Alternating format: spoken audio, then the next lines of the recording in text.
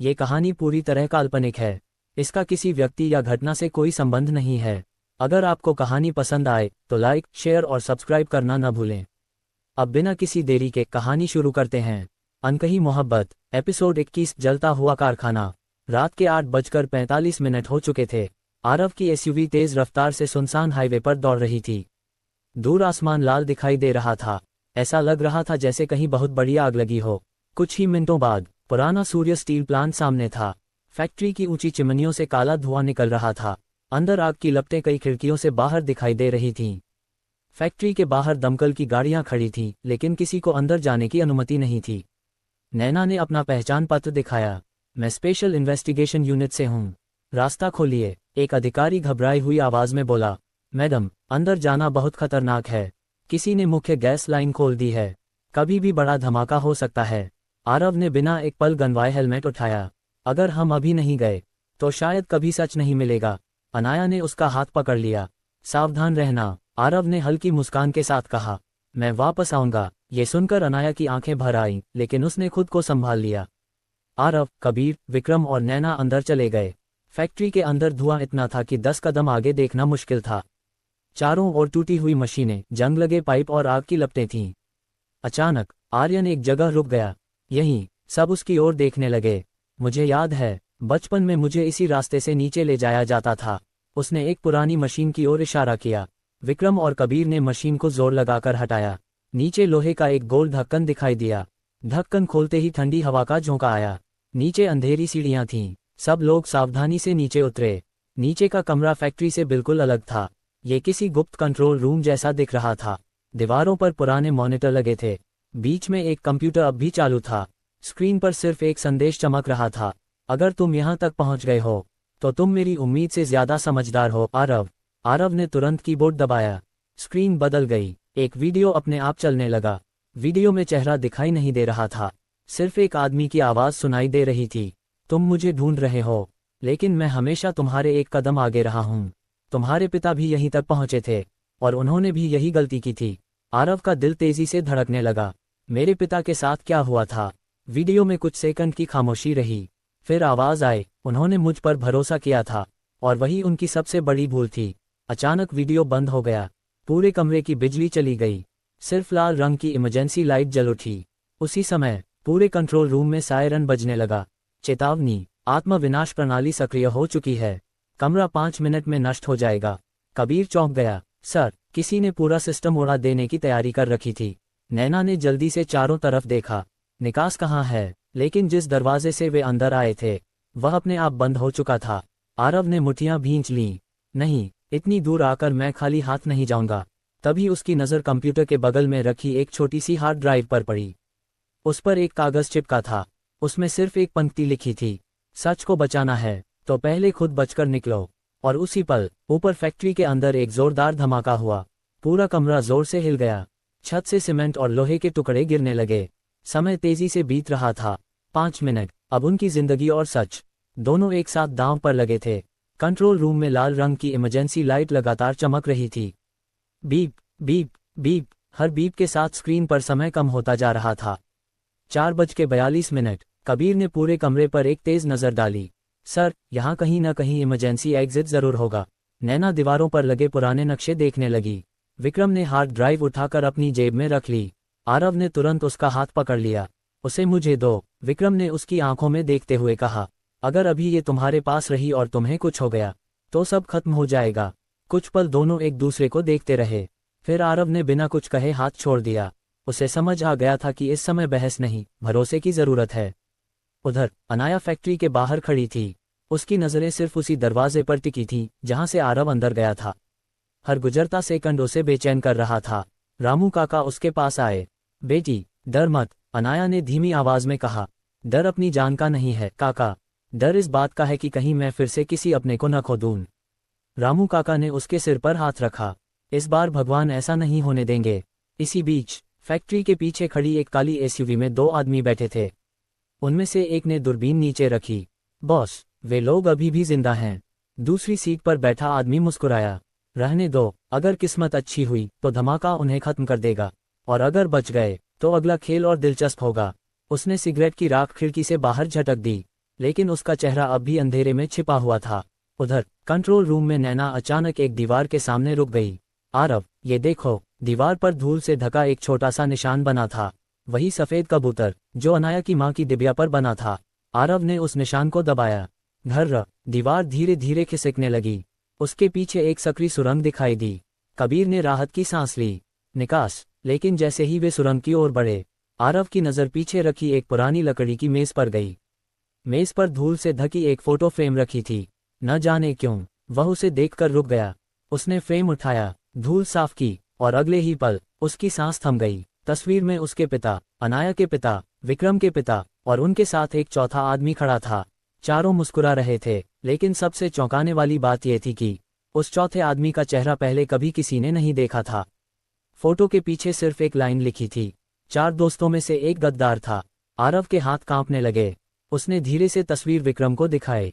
विक्रम ने जैसे ही तस्वीर देखी, उसके मुंह से अनायास निकला, नहीं, ये तो। उसकी बात पूरी भी नहीं हुई थी कि 3:01 काउंटडाउन की आवाज पूरे कमरे में गूंज उठी। समय खत्म हो रहा था। सच सामने था, लेकिन उसे समझने का समय नहीं। आरव ने फोटो, हार्ड ड्राइव और पिता की यादों को अपने सीने से लगाया। फिर दृढ़ आवाज में बोला, चलो, आज हम सिर्फ अपनी जान नहीं बचाएंगे, अपने माता पिता का सच भी बचाकर ले जाएंगे। चारों उस अंधेरी सुरंग की ओर दौड़ पड़े, लेकिन उन्हें यह नहीं पता था कि सुरंग के दूसरे छोर पर कोई पहले से उनका इंतजार कर रहा था। अंधेरी सुरंग में चारों तेजी से भाग रहे थे। पीछे कंट्रोल रूम का सायरन लगातार बज रहा था। बीप बीप, हर बीप मौत को और करीब ला रहा था। सुरंग संकरी थी, दीवारों से पानी टपक रहा था, हवा में धुएं और मिट्टी की गंध घुली हुई थी। सबसे आगे आरव था, उसके पीछे कबीर, नैना और विक्रम। करीब 2 मिनट तक दौड़ने के बाद सुरंग अचानक एक बड़े गोल कमरे में खुली। कमरे के बीचों बीच एक अकेली कुर्सी रखी थी। उस पर कोई बैठा था, पूरा शरीर काले कपड़ों में ढका हुआ, चेहरे पर चांदी का नकाब। कमरे में चारों ओर सैकड़ों मोमबत्तियां जल रही थीं। उनकी लौ हवा के बिना भी कांप रही थी। वह आदमी धीरे धीरे खड़ा हुआ। उसकी आवाज बिल्कुल शांत थी। आरव, तुम्हारे पिता भी यहीं तक पहुंचे थे। आरव ने एक कदम आगे बढ़ते हुए कहा, अगर हिम्मत है तो अपना चेहरा दिखाओ। नकाबपोश हल्का सा हंसा, चेहरा देखने से सच नहीं बदलता, सच बदलता है भरोसा। विक्रम ने गुस्से में अपनी बंदूक उसकी ओर तान दी। बहुत हो गया, आज ये खेल खत्म होगा। लेकिन तभी नकाबपोश ने ताली बजाई। ठाक, अचानक कमरे की दीवारों में लगे बड़े स्क्रीन एक एक करके जल उठे। हर स्क्रीन पर अलग अलग वीडियो चलने लगे। एक वीडियो में आरव के पिता, दूसरे में अनाया के माता पिता, तीसरे में विक्रम के पिता और चौथे में दादी। दादी जिंदा थीं। वे एक कमरे में कैद थीं, लेकिन सुरक्षित दिखाई दे रही थीं। आरव की आंखों में उम्मीद लौट आई। दादी, नकाबपोश ने कहा, घबराओ मत, जब तक तुम मेरे नियम मानते रहोगे उन्हें कुछ नहीं होगा। आरव ने गुस्से से कहा, तुम चाहते क्या हो? कुछ पल की खामोशी रही। फिर नकाबपोश बोला, सिर्फ सच, वही सच जिसे तुम्हारे पिता दुनिया के सामने लाना चाहते थे। आरव हैरान रह गया, अगर तुम्हें भी सच चाहिए तो ये सब क्यों? नकाबपोश धीरे धीरे उनकी तरफ बढ़ा। क्योंकि सच की भी कीमत होती है। उसने अपनी जेब से एक पुरानी चाबी निकाली, वही चांदी की चाबी जो आरव के पिता के संदूक में रखी जेब घड़ी के साथ मेल खाती थी। ये चाबी। आरव बुदबुदाया। नकाबपोश मुस्कुराया, हाँ, तुम्हारे पिता ने इसका दूसरा हिस्सा अपने पास रखा था और दूसरा हिस्सा मेरे पास है। इतना कहकर उसने चाबी जमीन पर फेंक दी। चाबी सीधे आरव के पैरों के पास आकर रुकी। अब फैसला तुम्हारा है, मुझ पर भरोसा करोगे या उसी रास्ते पर चलोगे जिस पर चलकर तुम्हारे पिता ने अपनी जान गंवाई। उसी समय पीछे से एक जोरदार धमाका हुआ। पूरा कंट्रोल रूम आग की लपटों में घिर चुका था। सुरंग भी धीरे धीरे टूटने लगी। नैना चिल्लाए, आरव, हमें अभी निकलना होगा। आरव ने नीचे पड़ी चाबी की ओर देखा, फिर नकाबपोश की ओर, और पहली बार उसे महसूस हुआ कि यह आदमी सिर्फ दुश्मन नहीं, बल्कि उसके अतीत का कोई ऐसा हिस्सा है जिसे वह अभी तक पहचान ही नहीं पाया। क्या आरव उस रहस्यमयी आदमी पर भरोसा करेगा? क्या दादी सचमुच जिंदा हैं या ये भी एक चाल है? और चांदी की दोनों चाबियां मिलकर कौन सा राज खोलने वाली हैं? सुरंग की छत से लगातार पत्थर गिर रहे थे। धूल और धुएं के बीच सबकी सांसें तेज चल रही थीं। आरव ने झुककर जमीन पर पड़ी चांदी की चाबी उठा ली। उसने एक पल के लिए उस नकाबपोश की तरफ देखा।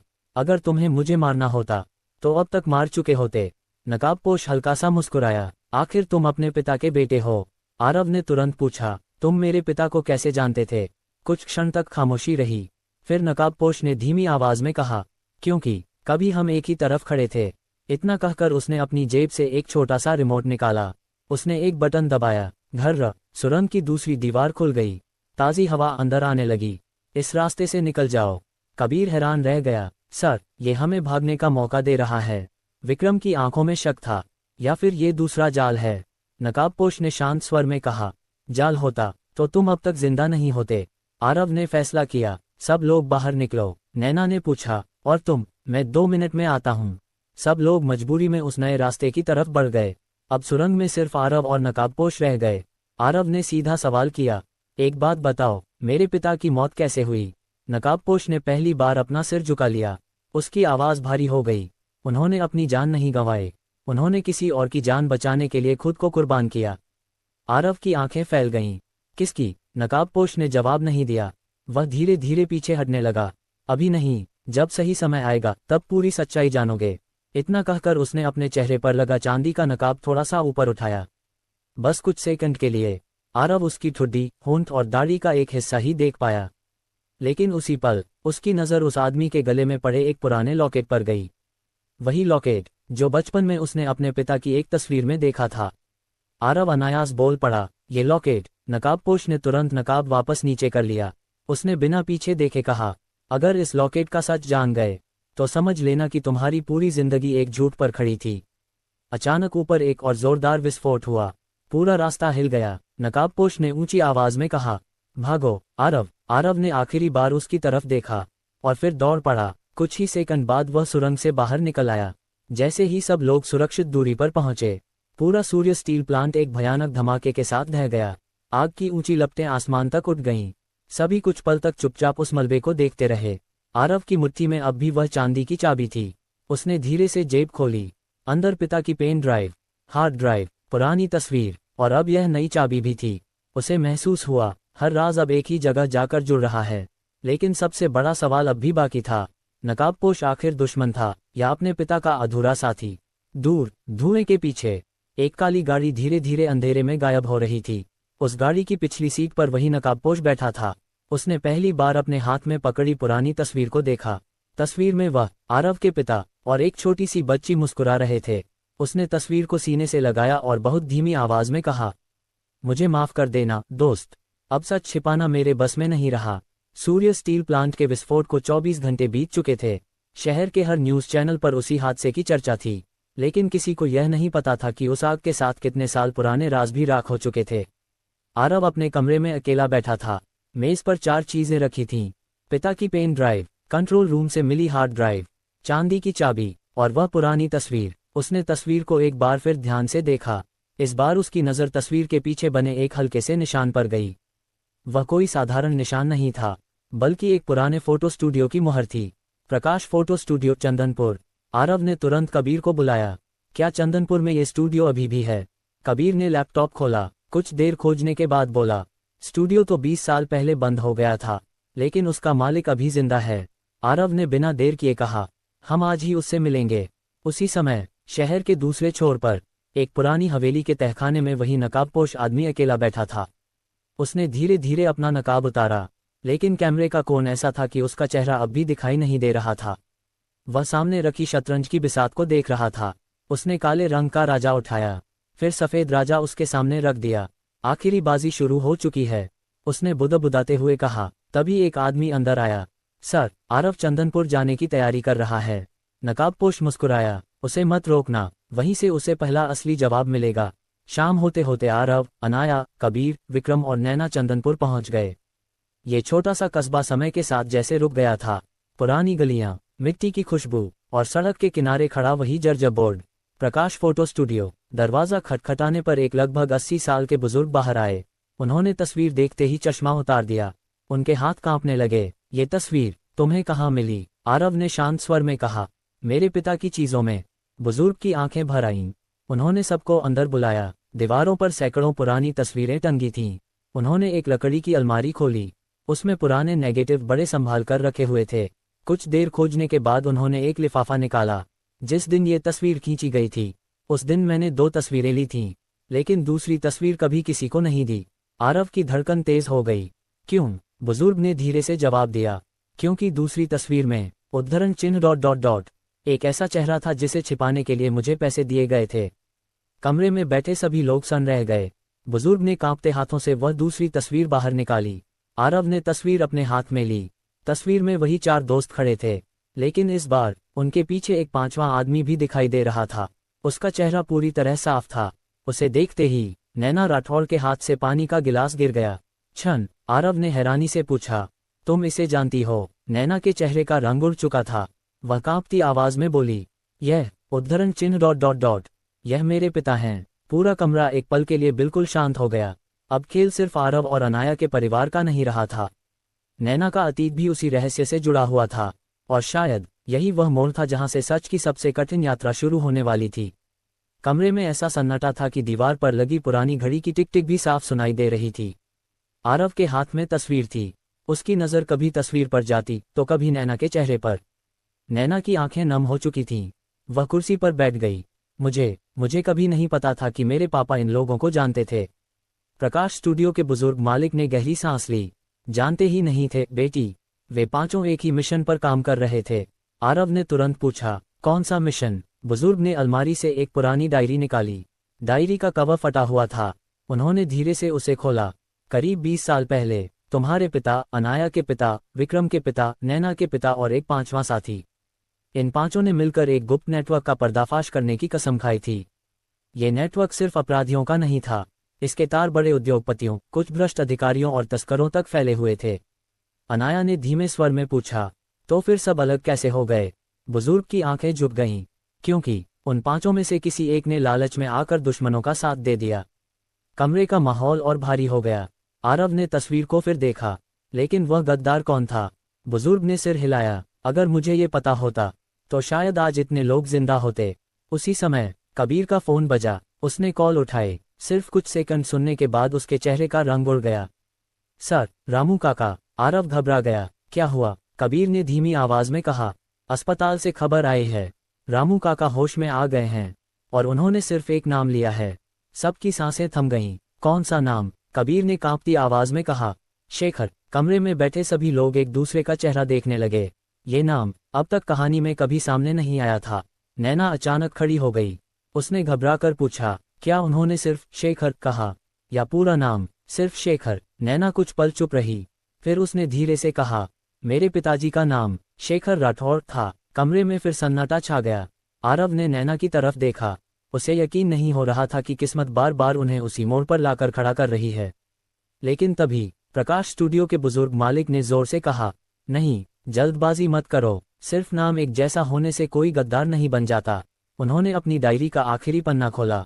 उसमें सिर्फ एक वाक्य लिखा था, अगर सच जानना हो तो नदी के उस पार बने पुराने चर्च में जाना। वहां पांचों की आखिरी बैठक हुई थी।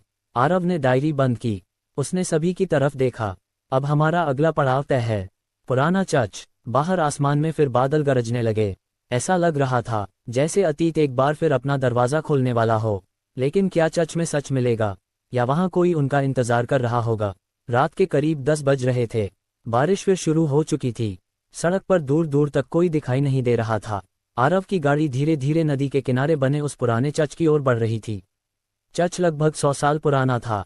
टूटी हुई खिड़कियां, जंग लगा लोहे का गेट और हवा में हिलती घंटी।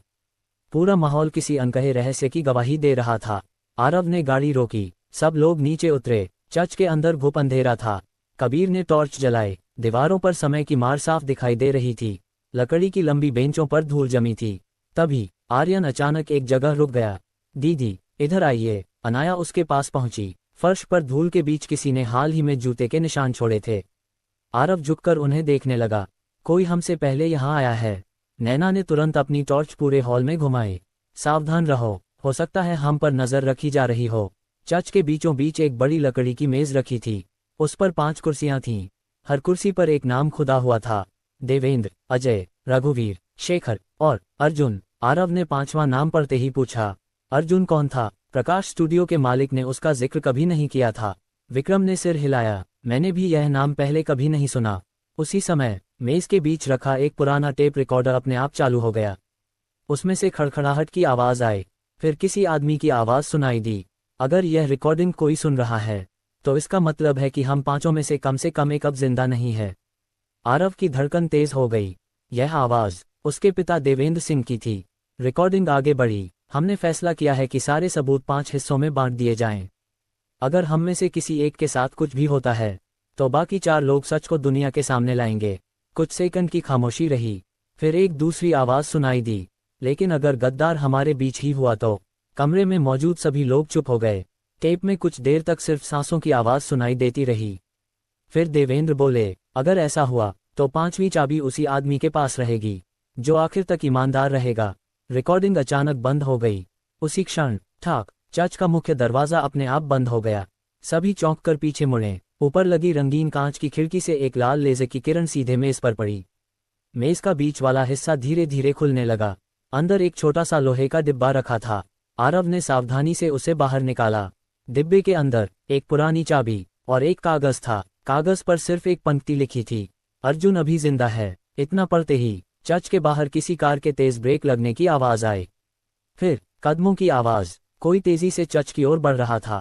आरव ने धीरे से अपनी टॉर्च बंद कर दी। कमरे में फिर अंधेरा छा गया, सिर्फ बारिश की आवाज़ और पास आते कदम। अब ये तय करने वाले थे कि आने वाला दोस्त है या दुश्मन। बारिश अब तेज हो चुकी थी। चर्च की टूटी हुई खिड़कियों से आती हवा मोमबत्तियों की बची हुई लौ को बार बार बुझाने की कोशिश कर रही थी। ठक ठक ठक कदमों की आवाज़ अब बिल्कुल दरवाजे के सामने आकर रुक गई। आरव ने इशारे से सबको अलग अलग जगह छिपने के लिए कहा। कबीर दाईं और टूटे हुए खंभे के पीछे खड़ा हो गया। नैना ने अपनी टॉर्च बंद कर दी। अनाया और आर्यन लकड़ी की बेंचों के पीछे झुक गए। पूरा चर्च अंधेरे में डूब गया। अचानक चर्र मुख्य दरवाज़ा धीरे धीरे खुला। एक लंबा सा आदमी अंदर आया। उसने काला रेनकोट पहन रखा था, चेहरे पर हल्की दाढ़ी थी और हाथ में एक पुराना चमड़े का बैग। उसने अंदर आते ही धीमी आवाज़ में कहा, अगर आरव यहाँ है तो मैं लड़ने नहीं आया। आरव छाया से बाहर निकला। मेरा नाम कैसे जानते हो? उस आदमी ने धीरे धीरे अपना बैग जमीन पर रखा, फिर बोला, क्योंकि मरने से पहले तुम्हारे पिता ने मुझे तुम्हारा नाम बताया था। कमरे में मौजूद सभी लोग चौंक गए। आरव की आंखें सिकुड़ गईं। तुम कौन हो? आदमी ने जेब से एक पुरानी धातु की पहचान पट्टी निकाली। उस पर सिर्फ एक नाम लिखा था, अर्जुन। आरव ने अविश्वास से पूछा, तो तुम जिंदा हो? अर्जुन ने हल्की मुस्कान दी। हाँ, लेकिन पिछले 20 सालों से मैं जिंदगी नहीं, सिर्फ छिपकर सांस ले रहा हूँ। कुछ पल तक पूरे चर्च में सन्नाटा रहा। अर्जुन ने बैग खोला। उसमें पुरानी फाइलें, नक्शे और कई तस्वीरें थीं। उसने एक तस्वीर निकालकर मेज पर रखी। तस्वीर में 5 दोस्त एक गोदाम के सामने खड़े थे, लेकिन इस बार उनके पीछे एक काली कार भी दिखाई दे रही थी। अर्जुन ने कार की ओर इशारा किया। उस रात गद्दार हम 5 में से कोई नहीं था। ये सुनते ही सबकी सांसें थम गईं। क्या मतलब? आरव ने पूछा। अर्जुन ने धीमे स्वर में कहा, हम सब पर नजर रखने वाला कोई छठा आदमी था। वह हर बैठक, हर योजना और हर राज की खबर दुश्मनों तक पहुंचा रहा था। नैना ने तुरंत पूछा, क्या तुमने उसका चेहरा देखा था? अर्जुन कुछ सेकंड चुप रहा, फिर उसने सिर हिलाया। हाँ, लेकिन उस रात गोली लगने के बाद मैं बेहोश हो गया। जब होश आया तो मुझे सिर्फ उसका एक निशान याद था। उसने अपनी डायरी का आखिरी पन्ना खोला। उस पर एक अजीब सा चिन्ह बना था, एक काला बाज जिसके पंजे में सफेद गुलाब था। अर्जुन बोला, यही उसका निजी निशान था। उसी समय चर्च के बाहर अचानक कई गाड़ियों के इंजन एक साथ बंद होने की आवाज आई। कबीर खिड़की तक दौड़ा। उसने बाहर झांका और उसके चेहरे का रंग उड़ गया। सर, हम चारों तरफ से घिर चुके हैं। आरव तुरंत उसके पास पहुंचा। बाहर लगभग 20 काले वाहन खड़े थे, लेकिन इस बार उन पर काला बाज का निशान नहीं था। हर गाड़ी पर सिर्फ एक सफेद गुलाब बना हुआ था। अर्जुन की आंखों में पहली बार डर दिखाई दिया। वह बहुत धीमी आवाज में बोला, नहीं, इतने साल बाद उसे खुद नहीं आना चाहिए था। आरव ने पूछा, कौन? अर्जुन ने कांपते हुए चर्च के मुख्य दरवाजे की ओर देखा, फिर बोला, वही जिसने इस पूरी कहानी की शुरुआत की थी। और अगले ही पल चर्च का दरवाजा धीरे धीरे खुलने लगा। चर्च का भारी लकड़ी का दरवाजा धीरे धीरे खुला। बाहर बारिश अब भी हो रही थी। सफेद गुलाब के निशान वाली गाड़ियों की हेडलाइटें चर्च के अंदर तक फैल गईं। कुछ ही सेकंड बाद 4 आदमी अंदर आए। सबने काले सूट पहन रखे थे और उनके हाथ खाली थे। उनके पीछे एक लगभग 60 साल का व्यक्ति धीरे धीरे चलता हुआ अंदर आया। सफेद बाल, साफ सुथरा कोट और हाथ में एक सफेद गुलाब। उसके चेहरे पर न गुस्सा था न घबराहट, सिर्फ एक अजीब सी शांति थी। अर्जुन उसे देखते ही 2 कदम पीछे हट गया। उसके होंठ कांपने लगे। तुम? वह व्यक्ति हल्का सा मुस्कुराया। इतने साल बाद भी मुझे पहचान लिया, अर्जुन? आरव ने आगे बढ़कर कहा। कौन हो तुम? उस आदमी ने आरव की तरफ गौर से देखा। कुछ पल तक वह उसे देखता रहा, जैसे किसी पुराने चेहरे को याद कर रहा हो। फिर बोला, तुम बिल्कुल देवेंद्र जैसे दिखते हो। ये सुनते ही आरव का दिल जोर से धड़कने लगा। तुम मेरे पिता को जानते थे?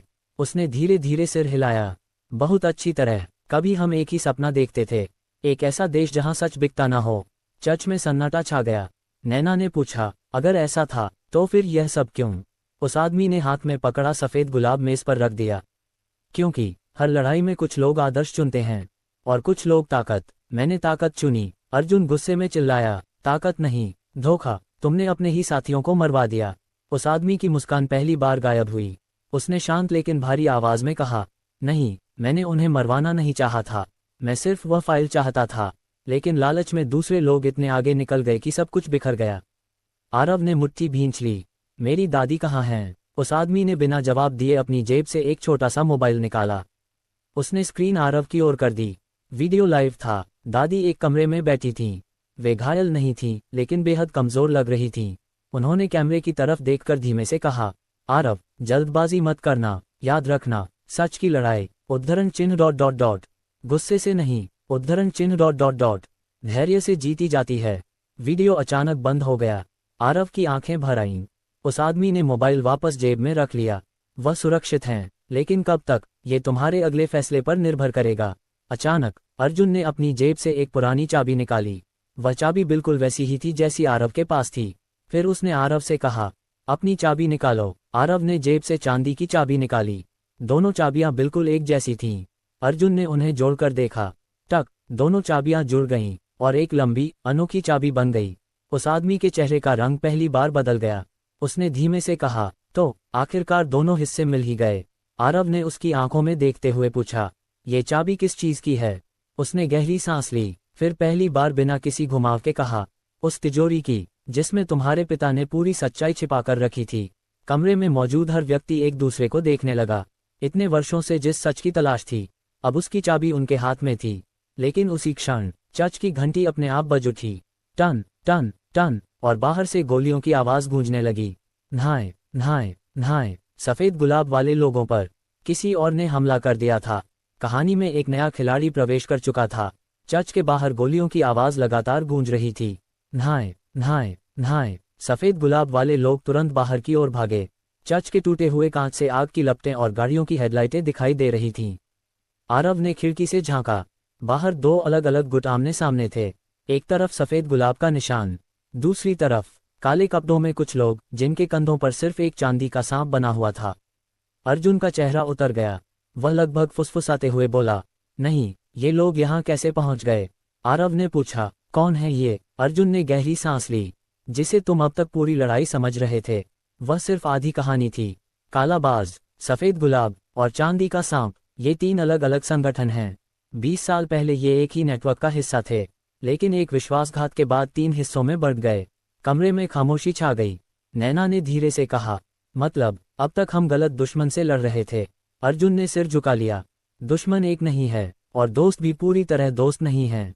उसी समय चर्च का पिछला दरवाजा खुला। एक लगभग 30 साल की युवती तेजी से अंदर आई। उसके कंधे पर गोली का हल्का घाव था, लेकिन उसकी आंखों में जबरदस्त आत्मविश्वास था। वह सीधे आरव के सामने आकर रुकी। अगर जिंदा रहना चाहते हो तो अभी मेरे साथ चलो। कबीर तुरंत उसके सामने आ गया। तुम कौन हो? युवती ने जेब से एक पुराना लॉकेट निकाला। उसी लॉकेट का दूसरा हिस्सा, जो आरव ने नकाबपोश के गले में देखा था। आरव हैरान रह गया, ये तुम्हारे पास कैसे आया? युवती ने बिना मुस्कुराए जवाब दिया, क्योंकि मैं उस आदमी की बेटी हूँ। कमरे में मौजूद हर व्यक्ति चुप हो गया। मेरा नाम मीरा है, और मेरे पिता मरने से पहले सिर्फ एक बात कह गए थे, अगर कभी आरव से मुलाकात हो, उद्धरण चिन्ह डॉट डॉट डॉट, तो उसे तिजोरी तक जरूर पहुंचाना। आरव ने पहली बार महसूस किया कि उसके पिता का अतीत उससे कहीं बड़ा था जितना वह सोच रहा था। लेकिन तभी बाहर एक जोरदार धमाका हुआ। चर्च की दीवार हिल गई। मीरा ने जल्दी से कहा, हमारे पास ज्यादा समय नहीं है। तिजोरी जिस जगह है, वहां पहुंचने का रास्ता सिर्फ मुझे पता है। आरव ने उसकी आंखों में देखा। वह झूठ बोलती हुई नहीं लग रही थी। फिर भी इतने विश्वासघातों के बाद किसी नए इंसान पर भरोसा करना आसान नहीं था। आरव ने अपनी जेब में रखी जुड़ी हुई चाबी को कसकर पकड़ा। अब उसके सामने 2 रास्ते थे, मीरा पर भरोसा करे या अपने तरीके से सच तलाशे। और शायद यही फैसला आने वाले दिनों में तय करेगा कि सच दुनिया के सामने आएगा या हमेशा के लिए दफन हो जाएगा। चर्च की दीवारों से धूल झर रही थी। बाहर गोलियों की आवाज़ अभी भी गूंज रही थी। हर धमाके के साथ पुरानी इमारत कांप उठती। मीरा ने जल्दी से कहा, अगर 5 मिनट के अंदर यहाँ से नहीं निकले तो तीनों संगठन हमें यहीं घेर लेंगे। आरव कुछ क्षण तक चुप रहा, फिर उसने पूछा, अगर मैं तुम्हारे साथ चलूं तो मुझे कैसे यकीन हो कि तुम भी मुझे धोखा नहीं दोगी? मीरा ने बिना कुछ कहे अपना लॉकेट उतारा और आरव के हाथ पर रख दिया। यह मेरे पिता की आखिरी निशानी है। अगर मैं झूठ बोल रही हूं तो इसे यहीं छोड़कर चली जाऊंगी। आरव ने लॉकेट को ध्यान से देखा। उसके अंदर एक बहुत छोटी सी तस्वीर लगी थी। तस्वीर में उसके पिता देवेंद्र सिंह और वही नकाबपोश आदमी कंधे से कंधा मिलाकर मुस्कुरा रहे थे। तस्वीर के पीछे एक पंक्ति लिखी थी, सच देर से जीतता है लेकिन हारता कभी नहीं। आरव की आंखें नम हो गईं। उसी समय चर्च के बाहर से एक जोरदार आवाज आई, आरव, अगर जिंदा रहना है तो बाहर आ जाओ। आवाज पूरे चर्च में गूंज उठी। कबीर ने खिड़की से बाहर झांका। सर, सफेद गुलाब और चांदी के सांप वाले लोग अब एक दूसरे से नहीं लड़ रहे, दोनों हमारी तरफ बढ़ रहे हैं। नैना ने तुरंत कहा, मतलब उनका असली निशाना हम हैं। अर्जुन ने चर्च की पिछली दीवार की ओर इशारा किया। इधर आओ। उसने दीवार में लगे पुराने पत्थर को दबाया। धीरे धीरे एक गुप्त रास्ता खुल गया। अर्जुन बोला, ये रास्ता सीधे नदी के किनारे निकलता है, वहीं से हम पहाड़ों की तरफ जाएंगे। मीरा ने सिर हिलाया। तिजोरी भी उसी दिशा में है। आरव ने बिना देर किए फैसला लिया, सब लोग साथ चलेंगे, अब कोई अकेला नहीं जाएगा। सभी लोग उस संकरी सुरंग में उतर गए। पीछे चर्च का दरवाजा टूटने की आवाज आई। दुश्मन अंदर पहुंच चुका था। करीब 10 मिनट तक चलने के बाद सुरंग खत्म हुई। सामने एक तेज बहती नदी थी। नदी के उस पार घना जंगल दिखाई दे रहा था। किनारे पर एक पुरानी लकड़ी की नाव बंधी थी। मीरा मुस्कुराए, मेरे पिता ने इसे सालों पहले यहाँ छिपाया था। सभी लोग नाव में बैठ गए।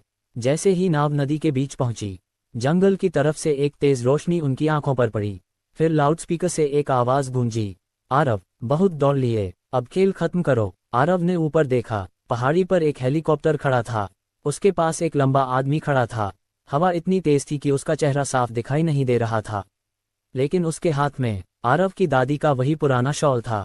आरव का दिल जोर से धड़कने लगा।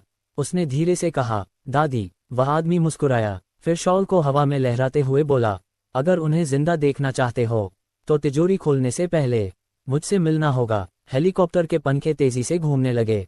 कुछ ही सेकंड में वह अंधेरे आसमान में उड़ गया। आरव मुट्ठियां भींचे उसे जाता हुआ देखता रहा। अब ये सिर्फ एक रहस्य नहीं था, यह उसके परिवार को बचाने की आखिरी लड़ाई बन चुकी थी। रात गहरी हो चुकी थी। नदी पार करने के बाद सभी लोग घने जंगल में पहुंच चुके थे। चारों तरफ ऊंचे देवदार के पेड़ थे और ठंडी हवा पत्तों को हिला रही थी। मीरा सबसे आगे चल रही थी। उसके हाथ में एक पुराना कंपास था। वह बार बार दिशा देखती और फिर आगे बढ़ जाती। करीब 2 घंटे की कठिन चढ़ाई के बाद वे एक सुनसान पहाड़ी पर पहुंचे। पहाड़ी के बीचों बीच पत्थरों से बना एक छोटा सा मंदिर दिखाई दिया। मंदिर बहुत पुराना था। न वहां कोई मूर्ति थी, न पूजा का कोई सामान, सिर्फ बीच में एक विशाल पत्थर का चबूतरा था। मीरा वहीं रुक गई। यही है वह जगह। आरव ने चारों ओर देखा, लेकिन यहाँ तो कुछ भी नहीं है। मीरा मुस्कुराए, यही इसकी सबसे बड़ी सुरक्षा है। उसने आरव से दोनों जुड़ी हुई चाबियां मांगी, फिर चबूतरे के किनारे बने एक छोटे से छेद में चाबी लगाए। टक, पूरी पहाड़ी हल्की सी कांपी। चबूतरा धीरे धीरे 2 हिस्सों में बढ़ गया। नीचे लोहे की सीढ़ियां दिखाई देने लगीं। ठंडी हवा का तेज झोंका ऊपर आया। सब लोग नीचे उतर गए। सीढ़ियां खत्म होते ही एक विशाल भूमिगत कक्ष सामने था। कमरे की दीवारों पर लोहे की अलमारियां बनी थीं। बीच में एक बड़ी स्टील की तिजोरी रखी थी। तिजोरी के दरवाजे पर सिर्फ एक नाम खुदा था, सत्य। आरव धीरे धीरे आगे बढ़ा। उसने कांपते हाथों से चाबी ताले में डाली। क्लिक, ताला खुल गया। सभी की सांसें थम गईं। तिजोरी का दरवाजा खुला। अंदर सोना, हीरे या पैसे नहीं थे, सिर्फ दर्जनों फाइलें, पुरानी डायरियां, वीडियो कैसेट, हार्ड ड्राइव और सबसे ऊपर एक लिफाफा रखा था। उस पर लिखा था, मेरे बेटे आरव के लिए। आरव की आंखें भर आईं। उसने कांपते हाथों से लिफाफा खोला। अंदर एक पत्र था, बेटा, अगर तुम यहाँ तक पहुँच गए हो तो इसका मतलब है कि तुमने हार नहीं मानी। मुझे तुम पर गर्व है। याद रखना, इस तिजोरी में छिपा सच कई ताकतवर लोगों को बेनकाब करेगा, लेकिन इसे दुनिया के सामने लाने से पहले एक बात जान लो। आरव ने अगली पंक्ति पढ़ी और उसका चेहरा एकदम बदल गया। उसने अविश्वास से दोबारा वही पंक्ति पढ़ी। अनाया घबरा गई। क्या लिखा है? आरव की आवाज कांप रही थी।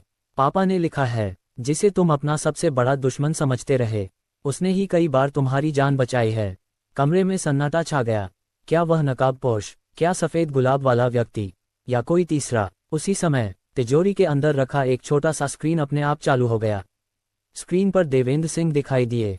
उन्होंने कैमरे की तरफ देखते हुए कहा, आरव, अब समय आ गया है कि तुम पूरी सच्चाई जानो। वीडियो शुरू होने ही वाला था कि अचानक पूरे भूमिगत कक्ष की बिजली चली गई। अंधेरा छा गया और उसी अंधेरे में किसी ने बहुत धीमी आवाज में कहा, वीडियो मत चलने देना। सब चौंक गए। यह आवाज कमरे के अंदर से आई थी, लेकिन वहां तो उनके अलावा कोई नहीं था। पूरा भूमिगत कक्ष अंधेरे में डूब चुका था। कुछ पल तक किसी की सांसों की आवाज के अलावा कुछ सुनाई नहीं दिया। कबीर ने तुरंत अपनी टॉर्च जलाई। हल्की रोशनी पूरे कमरे में फैल गई। सब लोग एक दूसरे को देखने लगे। अभी किसने कहा था, वीडियो मत चलने देना? कोई जवाब नहीं मिला। अचानक टॉर्च की रोशनी कमरे के कोने में पड़ी। वहां एक लोहे का पुराना दरवाजा था, जो कुछ सेकंड पहले बंद था। अब वह आधा खुला हुआ था। आरव धीरे धीरे उसकी तरफ बढ़ा। जैसे ही उसने दरवाजा पूरी तरह खोला, अंदर एक छोटा सा कमरा दिखाई दिया। कमरे में एक बिस्तर, कुछ दवाइयां और दीवारों पर लगे पुराने नक्शे थे। ऐसा लग रहा था जैसे कोई वर्षों से यहीं रह रहा हो। तभी अंधेरे से एक कमजोर आवाज आई। आरव, सबकी नजर उसी दिशा में गई। एक दुबला पतला बुजुर्ग आदमी धीरे धीरे बाहर आया। लंबी सफेद दाढ़ी, थका हुआ चेहरा, लेकिन आंखों में अजीब सी चमक। आरव उसे पहचान नहीं पाया। बुजुर्ग मुस्कुराए, तुम बिल्कुल अपने पिता जैसे हो। आरव ने हैरानी से पूछा, आप कौन हैं? उन्होंने धीमे से जवाब दिया, मैं उद्धरण चिन्ह ... तुम्हारे पिता का सबसे भरोसेमंद साथी हूँ। अर्जुन तुरंत आगे बढ़ा। उसे देखते ही उसकी आंखें फैल गईं। मोहन, बुजुर्ग ने सिर हिलाया। हाँ अर्जुन, मैं जिंदा हूँ। अर्जुन की आंखों से आंसू निकल पड़े। हमें लगा था कि तुम 20 साल पहले मारे गए। मोहन ने गहरी सांस ली। अगर मैं सामने आ जाता तो ये तिजोरी कभी सुरक्षित नहीं रहती। आरव ने जल्दी से पूछा, अभी आपने वीडियो चलाने से क्यों रोका? मोहन गंभीर हो गए। उन्होंने तिजोरी की तरफ देखा, क्योंकि उस वीडियो में सिर्फ सच नहीं है, उसमें उन लोगों के नाम भी हैं जो आज देश के सबसे ताकतवर लोगों में गिने जाते हैं। अगर वीडियो अभी चला तो इस जगह का लोकेशन सीधे उनके शव तक पहुंच जाएगा। कबीर चौंक गया। मतलब इस सिस्टम पर नजर रखी जा रही है? हाँ, मोहन ने जवाब दिया। तुम्हारे पिता ने आखिरी समय में एक सुरक्षा व्यवस्था बनाई थी। वीडियो चलाने से पहले नेटवर्क पूरी तरह काटना होगा। इतने में मीरा ने बाहर की ओर देखा। उसका चेहरा सफेद पड़ गया। हमारे पास समय नहीं है। पहाड़ी के ऊपर कई गाड़ियों की आवाज आ रही है। नैना ने अपनी बंदूक तैयार की। उन्होंने हमें ढूंढ लिया। मोहन ने तुरंत तिजोरी से एक छोटा सा धातु का बॉक्स निकाला। उसने वह बॉक्स आरव के हाथ में रख दिया। अगर कुछ भी हो जाए तो इसे बचाकर रखना। आरव ने पूछा, इसमें क्या है? मोहन मुस्कुराए, तुम्हारे सारे सवालों के जवाब और उन लोगों के खिलाफ ऐसे सबूत जो किसी अदालत में भी झुठलाए नहीं जा सकते। उसी समय ऊपर से एक जोरदार धमाका हुआ। पूरी पहाड़ी कांप उठी। पत्थर गिरने लगे। बाहर से किसी ने लाउडस्पीकर पर चिल्लाकर कहा, आरव, तुम्हारे पास सिर्फ 10 मिनट हैं। बॉक्स हमारे हवाले कर दो, वरना इस पूरी पहाड़ी को उड़ा दिया जाएगा। आरव ने बॉक्स को अपने सीने से लगा लिया। अब फैसला सिर्फ उसकी जिंदगी का नहीं था, सच और न्याय के भविष्य का था। पूरी पहाड़ी बार बार कांप रही थी। छत से धूल झड़ रही थी और दूर विस्फोटों की आवाज लगातार सुनाई दे रही थी। लाउडस्पीकर फिर गूंजा, आरव, तुम्हारे पास अब सिर्फ 9 मिनट बचे हैं। कमरे में मौजूद हर व्यक्ति एक दूसरे का चेहरा देख रहा था। किसी के पास आसान जवाब नहीं था। मोहन ने शांत आवाज में कहा, घबराना मत, इस तिजोरी का एक दूसरा रास्ता भी है। उन्होंने दीवार पर बने एक पुराने नक्शे की ओर इशारा किया। अगर हम इस सुरंग से निकल जाएं, तो पहाड़ के दूसरी तरफ पहुंच सकते हैं। कबीर ने तुरंत नक्शा उठा लिया, लेकिन रास्ता बहुत लंबा है, कम से कम 20 मिनट लगेंगे। नैना ने बाहर से आती धमाकों की आवाज सुनते हुए कहा, और हमारे पास 9 मिनट हैं। उसी समय मीरा अचानक चुप हो गई। उसने धीरे से कहा, एक और रास्ता है। सब उसकी ओर देखने लगे, लेकिन वह रास्ता सिर्फ एक इंसान को बाहर निकाल सकता है। आरव समझ गया कि वह क्या कहना चाहती है। नहीं, हम सब साथ आए हैं और सब साथ ही जाएंगे। मोहन मुस्कुराए, बिल्कुल अपने पिता की तरह। उन्होंने भी आखिरी दिन यही कहा था। इतने में बॉक्स के अंदर से हल्की सी बीप की आवाज आई। आरव ने बॉक्स खोला। अंदर एक छोटी डिजिटल डिवाइस थी। स्क्रीन पर एक संदेश चमक रहा था, अगर यह संदेश पढ़ रहे हो तो तुरंत रिकॉर्डिंग चालू करो। साथ में एक लाल बटन था। मोहन घबरा गए, नहीं, अभी मत दबाना, इससे हमारी लोकेशन ट्रेस हो जाएगी। लेकिन तभी बाहर से एक और धमाका हुआ। पूरा कमरा जोर से हिल गया। एक बड़ा पत्थर गिरा और सुरंग का आधा रास्ता बंद हो गया। अनाया लड़खड़ा कर गिरने लगी। आरव ने तुरंत उसका हाथ पकड़ लिया। दोनों की नजरें मिलीं। अनाया ने धीमे से कहा, अगर आज हम बच गए तो फिर कभी एक दूसरे से कोई बात नहीं छिपाएंगे।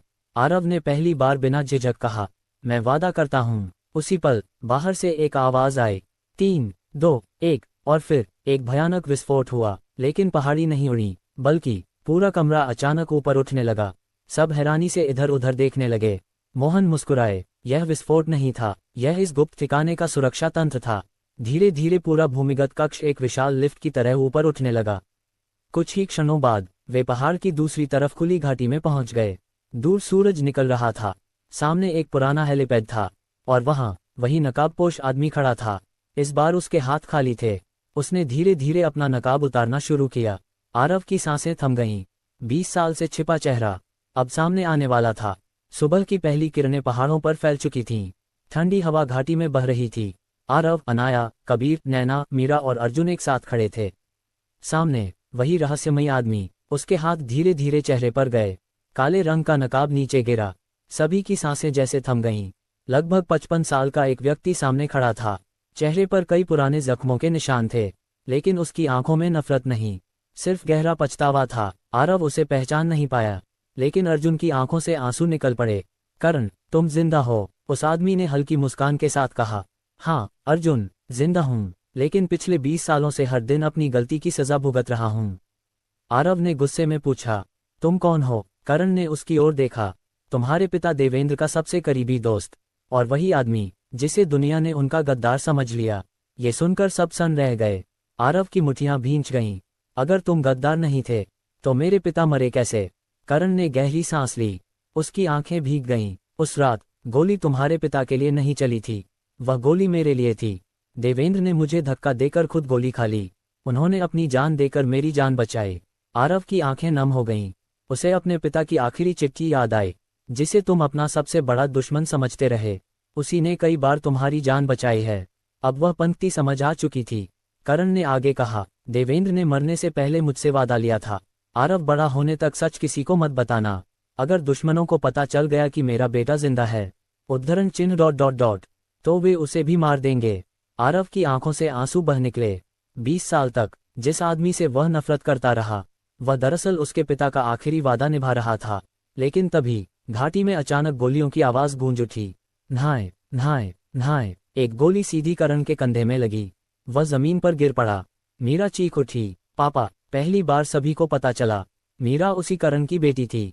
आरव और कबीर तुरंत उसे पत्थरों की ओट में ले गए। दूर पहाड़ी पर स्नाइपर की चमक दिखाई दी। नैना ने दूरबीन से देखा। उसका चेहरा गंभीर हो गया। ये सफेद गुलाब वाले लोग नहीं हैं, यह कोई नया समूह है। उसी समय आरव की जेब में रखा धातु का बॉक्स अपने आप खुल गया। उसके अंदर एक छोटा सा नक्शा था। नक्शे पर लाल रंग से सिर्फ एक जगह चिन्हित थी, प्रोजेक्ट सूर्य सेक्टर 9। करण ने दर्द से कराहते हुए आरव का हाथ पकड़ा। उसने बहुत मुश्किल से कहा, अगर अपने पिता का अधूरा मिशन पूरा करना चाहते हो, उद्धरण चिन्ह ... तो सेक्टर 9 पहुंचो। वहीं उद्धरण चिन्ह ... पूरे खेल का असली मास्टरमाइंड तुम्हारा इंतजार कर रहा है। इतना कहकर करण बेहोश हो गया। आरव ने उसकी ओर देखा। अब उसके सामने सिर्फ एक रास्ता था, सेक्टर 9। लेकिन उसे यह नहीं पता था कि वहां उसका सामना किसी अपराधी से नहीं, बल्कि अपने ही अतीत के सबसे बड़े सच से होने वाला था। सुबह के 8 बज चुके थे। पहाड़ों की ठंडी हवा में अब भी बारूद की गंध घुली हुई थी। करण को प्राथमिक उपचार देने के बाद सभी लोग जल्दी जल्दी घाटी छोड़कर निकल पड़े। आरव बार बार उस नक्शे को देख रहा था। उस पर लाल रंग से सिर्फ एक जगह चिन्हित थी, प्रोजेक्ट सूर्य सेक्टर 9। मीरा ने धीरे से कहा, मैं बचपन में एक बार वहां गई थी। पापा ने मुझे आंखों पर पट्टी बांध कर ले जाया था। बस इतना याद है कि वहां पहुंचने से पहले एक बहुत लंबी सुरंग आती है। करीब 3 घंटे की यात्रा के बाद वे लोग पहाड़ों के बीच बनी एक सुनसान घाटी में पहुंचे। दूर एक विशाल लोहे का गेट दिखाई दिया। गेट पर जंग लगी हुई थी, लेकिन उसके ऊपर अब भी बड़े अक्षरों में लिखा था, प्रोजेक्ट सूर्या सेक्टर 9। आरव ने गेट को धक्का दिया। वह आसानी से खुल गया। अंदर पूरा परिसर वीरान था। टूटी हुई इमारतें, जंग लगी मशीनें और बीच में एक 5 मंजिला रिसर्च बिल्डिंग। लेकिन सबसे अजीब बात यह थी, इतनी बड़ी जगह पर एक भी पक्षी की आवाज नहीं थी, मानो पूरा इलाका सांस रोककर खड़ा हो। कबीर ने धीरे से कहा, सर, मुझे ये जगह बिल्कुल खाली नहीं लग रही। आरव ने इशारा किया, सावधान रहो। सभी लोग बिल्डिंग के अंदर पहुंचे। रिसेप्शन हॉल धूल से ढका हुआ था। दीवार पर एक टूटा हुआ बोर्ड लटका था, केवल अधिकृत व्यक्तियों का प्रवेश। तभी लिफ्ट के ऊपर लगी लाल बत्ती अचानक जल उठी। टिंग! लिफ्ट अपने आप नीचे आने लगी। सबने एक दूसरे की ओर देखा। ये कैसे हो सकता है? नैना ने फुसफुसाकर कहा, यहाँ तो बिजली भी नहीं है। कुछ सेकंड बाद लिफ्ट का दरवाजा खुला। अंदर कोई नहीं था, लेकिन फर्श पर एक सफेद लिफाफा रखा था। उस पर साफ लिखा था, आरव के लिए। आरव ने लिफाफा उठाया। उसके अंदर एक छोटा सा कागज था। उस पर सिर्फ एक पंक्ति लिखी थी, अगर तुम सच में अपने पिता के बेटे हो तो 5वीं मंजिल पर अकेले आओ। नीचे एक समय लिखा था, सुबह के 10 बजे। आरव ने घड़ी देखी। समय था 9:57, यानी उसके पास सिर्फ 3 मिनट थे। अनाया ने तुरंत उसका हाथ पकड़ लिया। अकेले मत जाओ। आरव ने उसकी ओर देखा। अगर यह जाल है तो मैं अकेला फंसूंगा, अगर सच है तो मैं उसे खोना नहीं चाहता। अनाया की आंखें भर आईं, लेकिन उसने धीरे से सिर हिला दिया। वापस आना। आरव मुस्कुराया। इस बार जरूर। वह अकेला लिफ्ट में दाखिल हो गया। दरवाजा बंद हुआ। लिफ्ट धीरे धीरे ऊपर बढ़ने लगी। पहली मंजिल, दूसरी मंजिल, तीसरी मंजिल। अचानक लिफ्ट झटके से रुक गई। लाइटें बुझ गईं। पूरा केबिन अंधेरे में डूब गया। और उसी अंधेरे में एक भारी आवाज गूंजी, स्वागत है आरव। 20 साल से मैं इसी दिन का इंतजार कर रहा था। आरव की धड़कनें तेज हो गईं। वह आवाज उसे कहीं न कहीं पहले भी सुनाई दे चुकी थी। लिफ्ट पूरी तरह अंधेरे में डूब चुकी थी। आरव ने दीवार का सहारा लिया। उसकी सांसें तेज थीं, लेकिन चेहरे पर डर नहीं था। फिर वही भारी आवाज गूंजी, डर रहे हो? आरव ने शांत स्वर में जवाब दिया। जिसने बचपन से अपनों को खोया हो, उसे अब डर नहीं लगता। कुछ पल के लिए सन्नाटा छा गया। फिर अचानक टिंग, लिफ्ट की लाइटें जल उठीं। दरवाजा धीरे धीरे खुला। सामने एक विशाल गोल कमरा था। कमरे की दीवारों पर बड़े बड़े डिजिटल स्क्रीन लगे थे। हर स्क्रीन पर आरव की जिंदगी के अलग अलग पल चल रहे थे। बचपन, स्कूल, अपने पिता की पुरानी तस्वीरें, अनाया से पहली मुलाकात और हाल की सारी घटनाएं। आरव हैरान रह गया, मेरी जिंदगी पर नजर कौन रख रहा था? तभी कमरे के बीच में रखी कुर्सी धीरे धीरे घूमी। उस पर बैठा आदमी उठकर खड़ा हुआ। उसने काला सूट पहन रखा था। चेहरे पर कोई नकाब नहीं था। करीब 60 साल की उम्र, सफेद बाल और बेहद शांत आंखें। वह मुस्कुराया। आखिरकार हम मिल ही गए आरव। आरव ने गुस्से में पूछा, तुम कौन हो? उस आदमी ने जवाब दिया, मेरा नाम विराज मल्होत्रा और मैं उद्धरण चिन्ह ... प्रोजेक्ट सूर्य का संस्थापक हूँ। आरव की भौहें सिकुड़ गईं। मेरे पिता तुम्हें जानते थे? विराज हल्का सा हंसा। जानते थे, उन्होंने ही तो मुझे बनाया था। ये सुनकर आरव स्तब्ध रह गया। क्या मतलब? विराज धीरे धीरे उसके सामने आकर खड़ा हो गया। तुम्हारे पिता और मैं कभी सबसे अच्छे दोस्त थे। हमने साथ मिलकर प्रोजेक्ट सूर्य शुरू किया था। हमारा सपना था देश के सबसे बड़े अपराधियों और भ्रष्ट लोगों के खिलाफ ऐसे सबूत इकट्ठा करना जिन्हें कोई मिटा न सके। वह कुछ पल रुका। उसकी आंखों में पछतावा झलक रहा था। लेकिन जब सच सामने आने लगा तो हमारे अपने लोग डर गए। कुछ बिक गए, कुछ मार दिए गए और कुछ उद्धरण चिन्ह ... हमेशा के लिए गायब हो गए। आरव ने तेज आवाज में पूछा, तो मेरे पिता की हत्या किसने की? विराज ने सीधा जवाब नहीं दिया। उसने मेज पर रखा एक रिमोट उठाया। स्क्रीन पर एक पुराना वीडियो चलने लगा। वीडियो में देवेंद्र सिंह जिंदा थे। उन्होंने कैमरे की ओर देखते हुए कहा, अगर यह वीडियो मेरा बेटा देख रहा है तो इसका मतलब है कि मैं अपना वादा निभा चुका हूँ। बेटा, मेरी मौत का बदला लेने की कोशिश मत करना। जिस आदमी पर तुम शक करोगे, जरूरी नहीं कि वही अपराधी हो। वीडियो अचानक रुक गया। उसी समय कमरे का अलार्म बज उठा। चेतावनी, अनधिकृत प्रवेश। विराज का चेहरा बदल गया। उसने स्क्रीन की तरफ देखा। नहीं, वे लोग यहाँ तक पहुँच गए। आरव ने पूछा, कौन? विराज ने पहली बार घबराई हुई आवाज में कहा, वही लोग जो चाहते हैं कि यह सच कभी दुनिया के सामने न आए। अचानक कमरे के बाहर तेज धमाका हुआ। दरवाजा हिल गया। किसी ने बाहर से विस्फोटक लगा दिए थे। विराज ने आरव की तरफ देखा। अब फैसला तुम्हारे हाथ में है। या तो मेरे साथ मिलकर सच बचाओ, या फिर हम दोनों यहीं मर जाएं। आरव ने अपनी मुट्ठियां कस लीं। 20 साल से जिस आदमी को वह ढूंढ रहा था, वह अब उसके सामने था। लेकिन क्या विराज सच बोल रहा था, या ये भी एक और चाल थी? धड़ाम, एक और जोरदार विस्फोट हुआ। पूरी 5वीं मंजिल हिल गई। छत से सीमेंट के टुकड़े गिरने लगे। अलार्म लगातार बज रहा था। सुरक्षा प्रणाली विफल। सभी कर्मचारी तुरंत बाहर निकले। आरव ने विराज की आंखों में देखा। अगर तुम सच में मेरे पिता के दोस्त थे तो इतने साल छिपे क्यों रहे? विराज ने गहरी सांस ली। क्योंकि जिस दिन देवेंद्र मरे, उसी दिन मुझे भी मारने का आदेश दे दिया गया था। मैं बच गया, लेकिन मेरे परिवार को नहीं बचा सका। उसकी आवाज भर्रा गई। उस दिन समझ आया कि कभी कभी जिंदा रहना भी एक सजा होता है। आरव कुछ पल चुप रहा। विराज ने तुरंत कंप्यूटर की ओर इशारा किया। समय बहुत कम है। यहाँ मौजूद सर्वर में पूरे प्रोजेक्ट सूर्य का डेटा है। अगर यह नष्ट हो गया तो तुम्हारे पिता की 20 साल की मेहनत हमेशा के लिए खत्म हो जाएगी। उसी समय बाहर से मशीन गनों की लगातार आवाज आने लगी। नहाए नहाए नहाए। नीचे लॉबी में नैना, कबीर, अनाया और मीरा हमलावरों को रोकने की कोशिश कर रहे थे। कांच टूटने की आवाज पूरे भवन में गूंज रही थी। कबीर चिल्लाया, अनाया, दाईं तरफ से लोग अंदर आ रहे हैं। अनाया ने तुरंत सबको पीछे हटने का इशारा किया। वह बहादुरी से सबका रास्ता बचा रही थी। उधर 5वीं मंजिल पर विराज ने एक छोटा सा स्टील का केस आरव के हाथ में दिया। इसमें पूरी डिजिटल कॉपी है। अगर मैं बचा नहीं तो इसे दुनिया तक पहुंचाना। आरव ने केस कसकर पकड़ लिया। और तुम? विराज मुस्कुराया, मैं बहुत भाग चुका हूं, अब नहीं। तभी कमरे का मुख्य दरवाजा एक जोरदार धमाके के साथ टूट गया। धूल का गुबार पूरे कमरे में फैल गया। उस धुएं के बीच एक लंबा आदमी धीरे धीरे अंदर आया। उसने काला ओवरकोट पहन रखा था। चेहरा अब भी छाया में था, लेकिन उसकी आवाज पूरे कमरे में गूंज उठी। विराज, 20 साल पहले भी तुम हार गए थे, आज भी हारोगे। विराज का चेहरा सख्त हो गया। उसने धीरे से कहा, तो आखिर तुम सामने आ ही गए। वह आदमी धीरे धीरे रोशनी में आया। उसके चेहरे पर हल्की मुस्कान थी और उसके दाहिने गाल पर एक लंबा पुराना जख्म। उसे देखते ही विराज के मुंह से निकला, राघव। आरव चौंक गया। यही है वह आदमी जिसने सबको धोखा दिया। राघव हंस पड़ा, धोखा नहीं आरव, मैंने सिर्फ वही किया जो ताकतवर लोग हमेशा करते हैं, कमजोर लोगों के सपनों को खरीद लिया। उसने अपनी जेब से एक पुरानी तस्वीर निकाली। वह तस्वीर देखकर आरव के पैरों तले जमीन खिसक गई। तस्वीर में उसके पिता देवेंद्र, विराज और राघव तीनों एक दूसरे के कंधे पर हाथ रखकर मुस्कुरा रहे थे। राघव ने तस्वीर को देखते हुए कहा, दोस्ती जितनी गहरी होती है, विश्वासघात उतना ही दर्द देता है। कमरे में फिर सन्नाटा छा गया। 20 साल का रहस्य अब खुलने ही वाला था। कमरे में सन्नाटा पसरा हुआ था। राघव के हाथ में पुरानी तस्वीर थी। आरव की नज़र उसी तस्वीर पर टिक गई। उसे विश्वास नहीं हो रहा था कि उसके पिता विराज और राघव कभी इतने करीबी दोस्त रहे होंगे। राघव ने तस्वीर मेज पर रख दी। उसकी आवाज़ बिल्कुल शांत थी। तुम जानना चाहते हो कि 20 साल पहले क्या हुआ था? तो सुनो। उसने कमरे की बड़ी स्क्रीन चालू की। स्क्रीन पर पुरानी तारीख उभरी। 17 जुलाई 2006। वीडियो शुरू हुआ। एक गुप्त बैठक चल रही थी।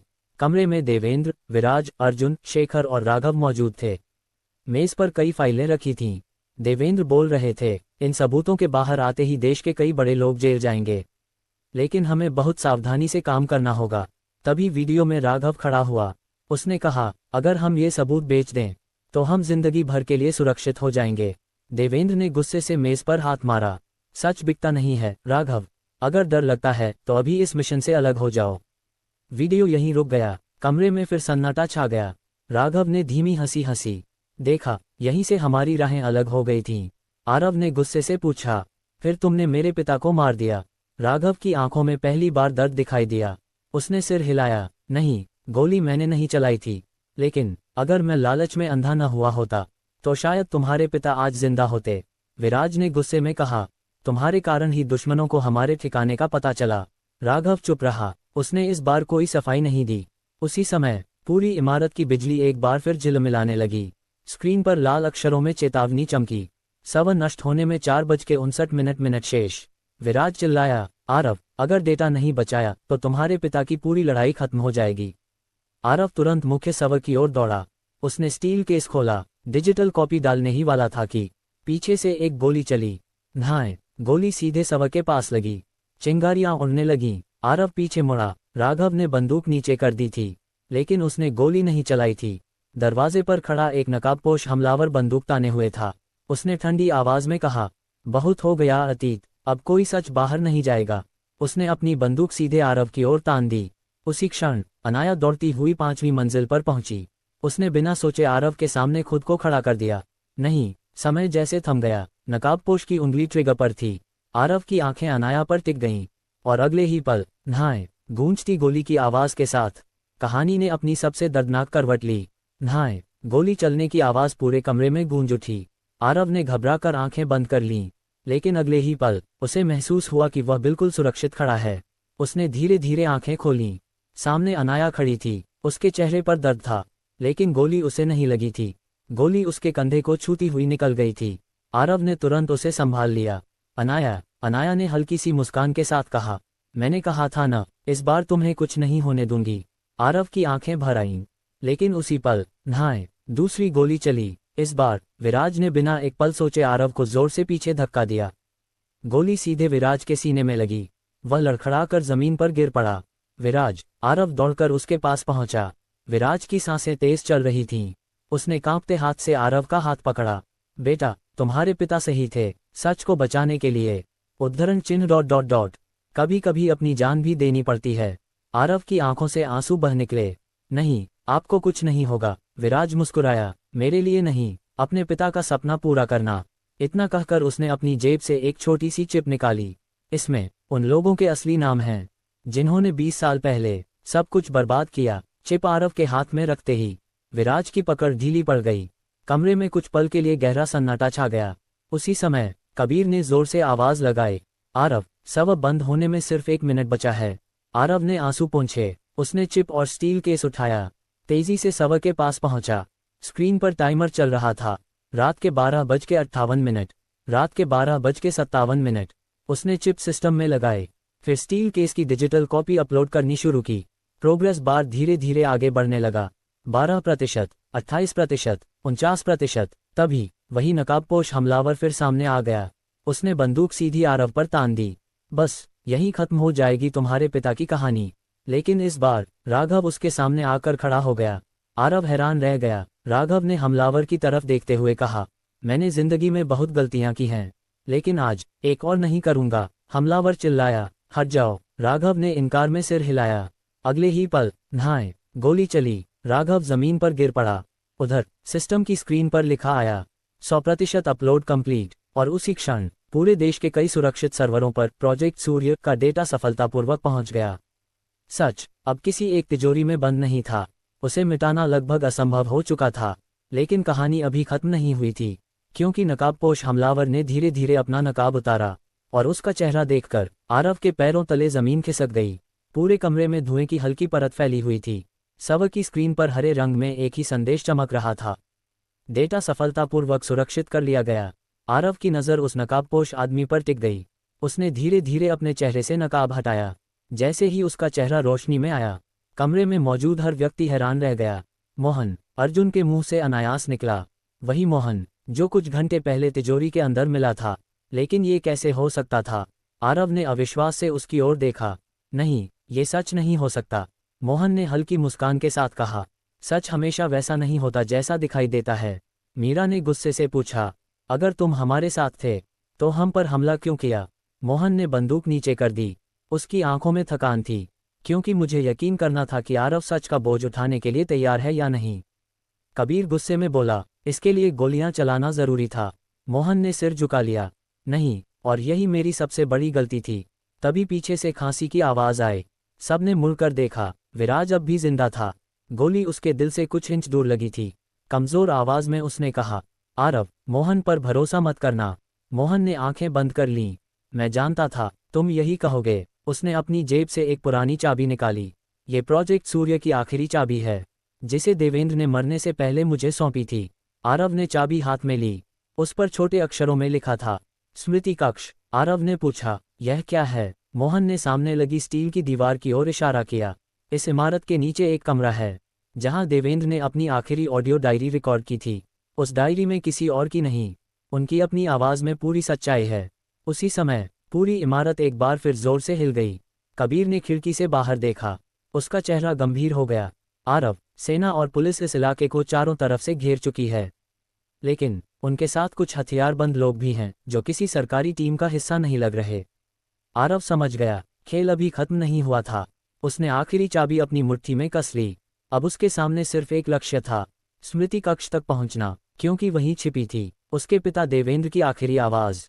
और शायद वही आवाज हमेशा के लिए तय कर देगी कि असली गद्दार कौन था। इमारत हर कुछ सेकंड में कांप रही थी।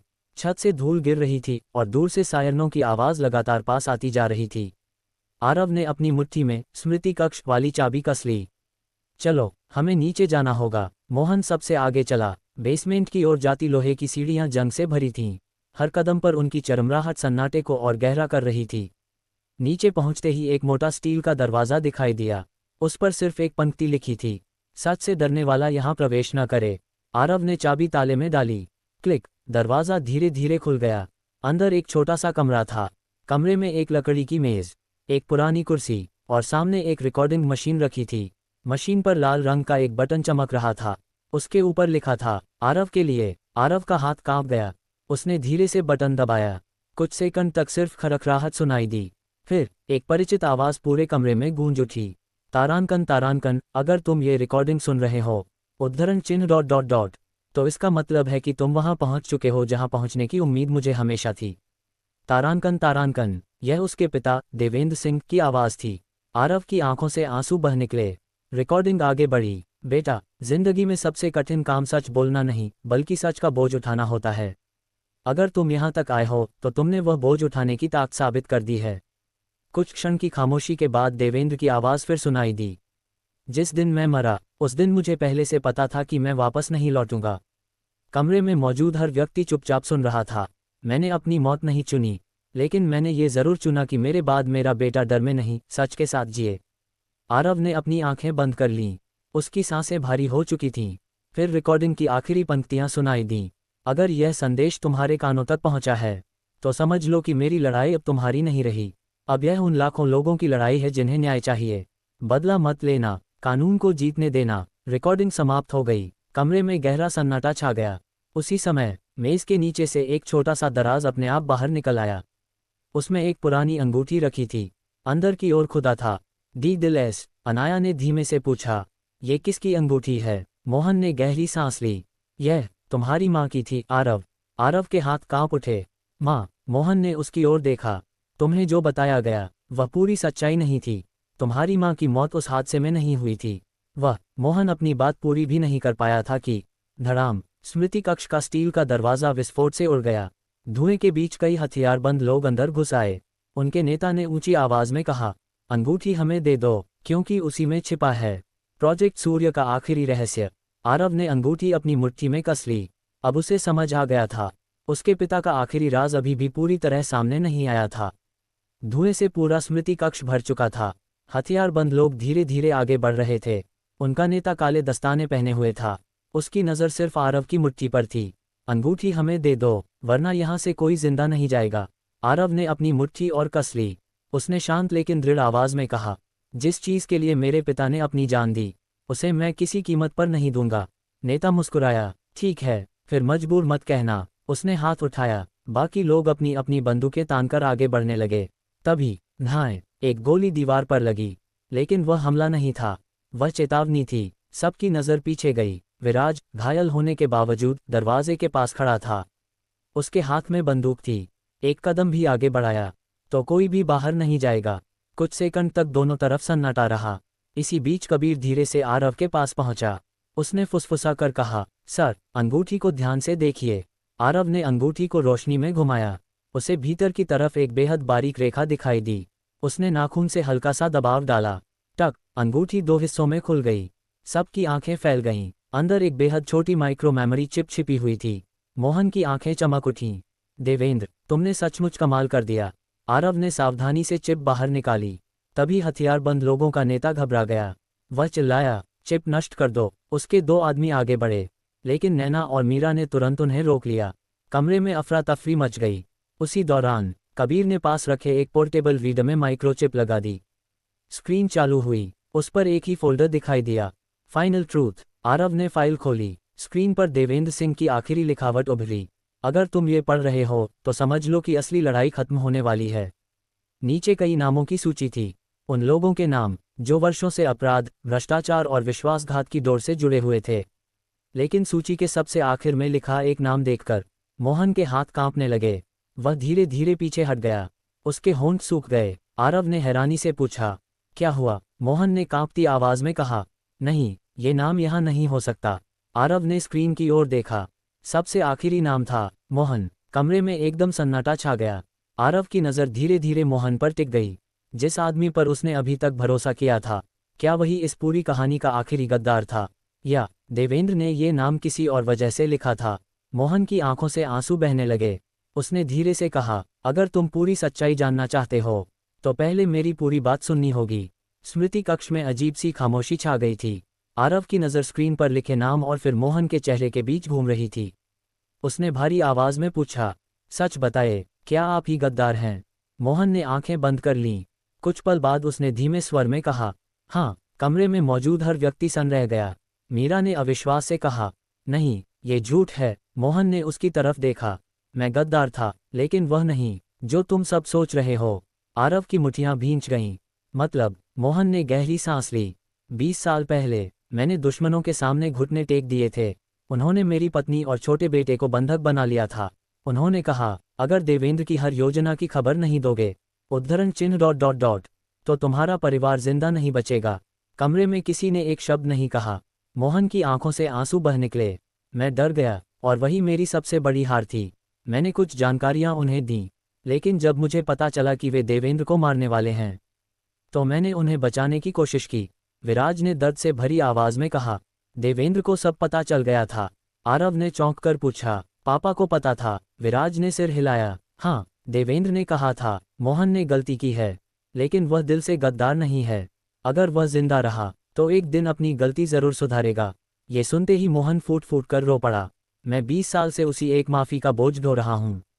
मैंने अपनी बाकी जिंदगी इसी मिशन को बचाने में लगा दी। आरव धीरे धीरे उसके पास गया।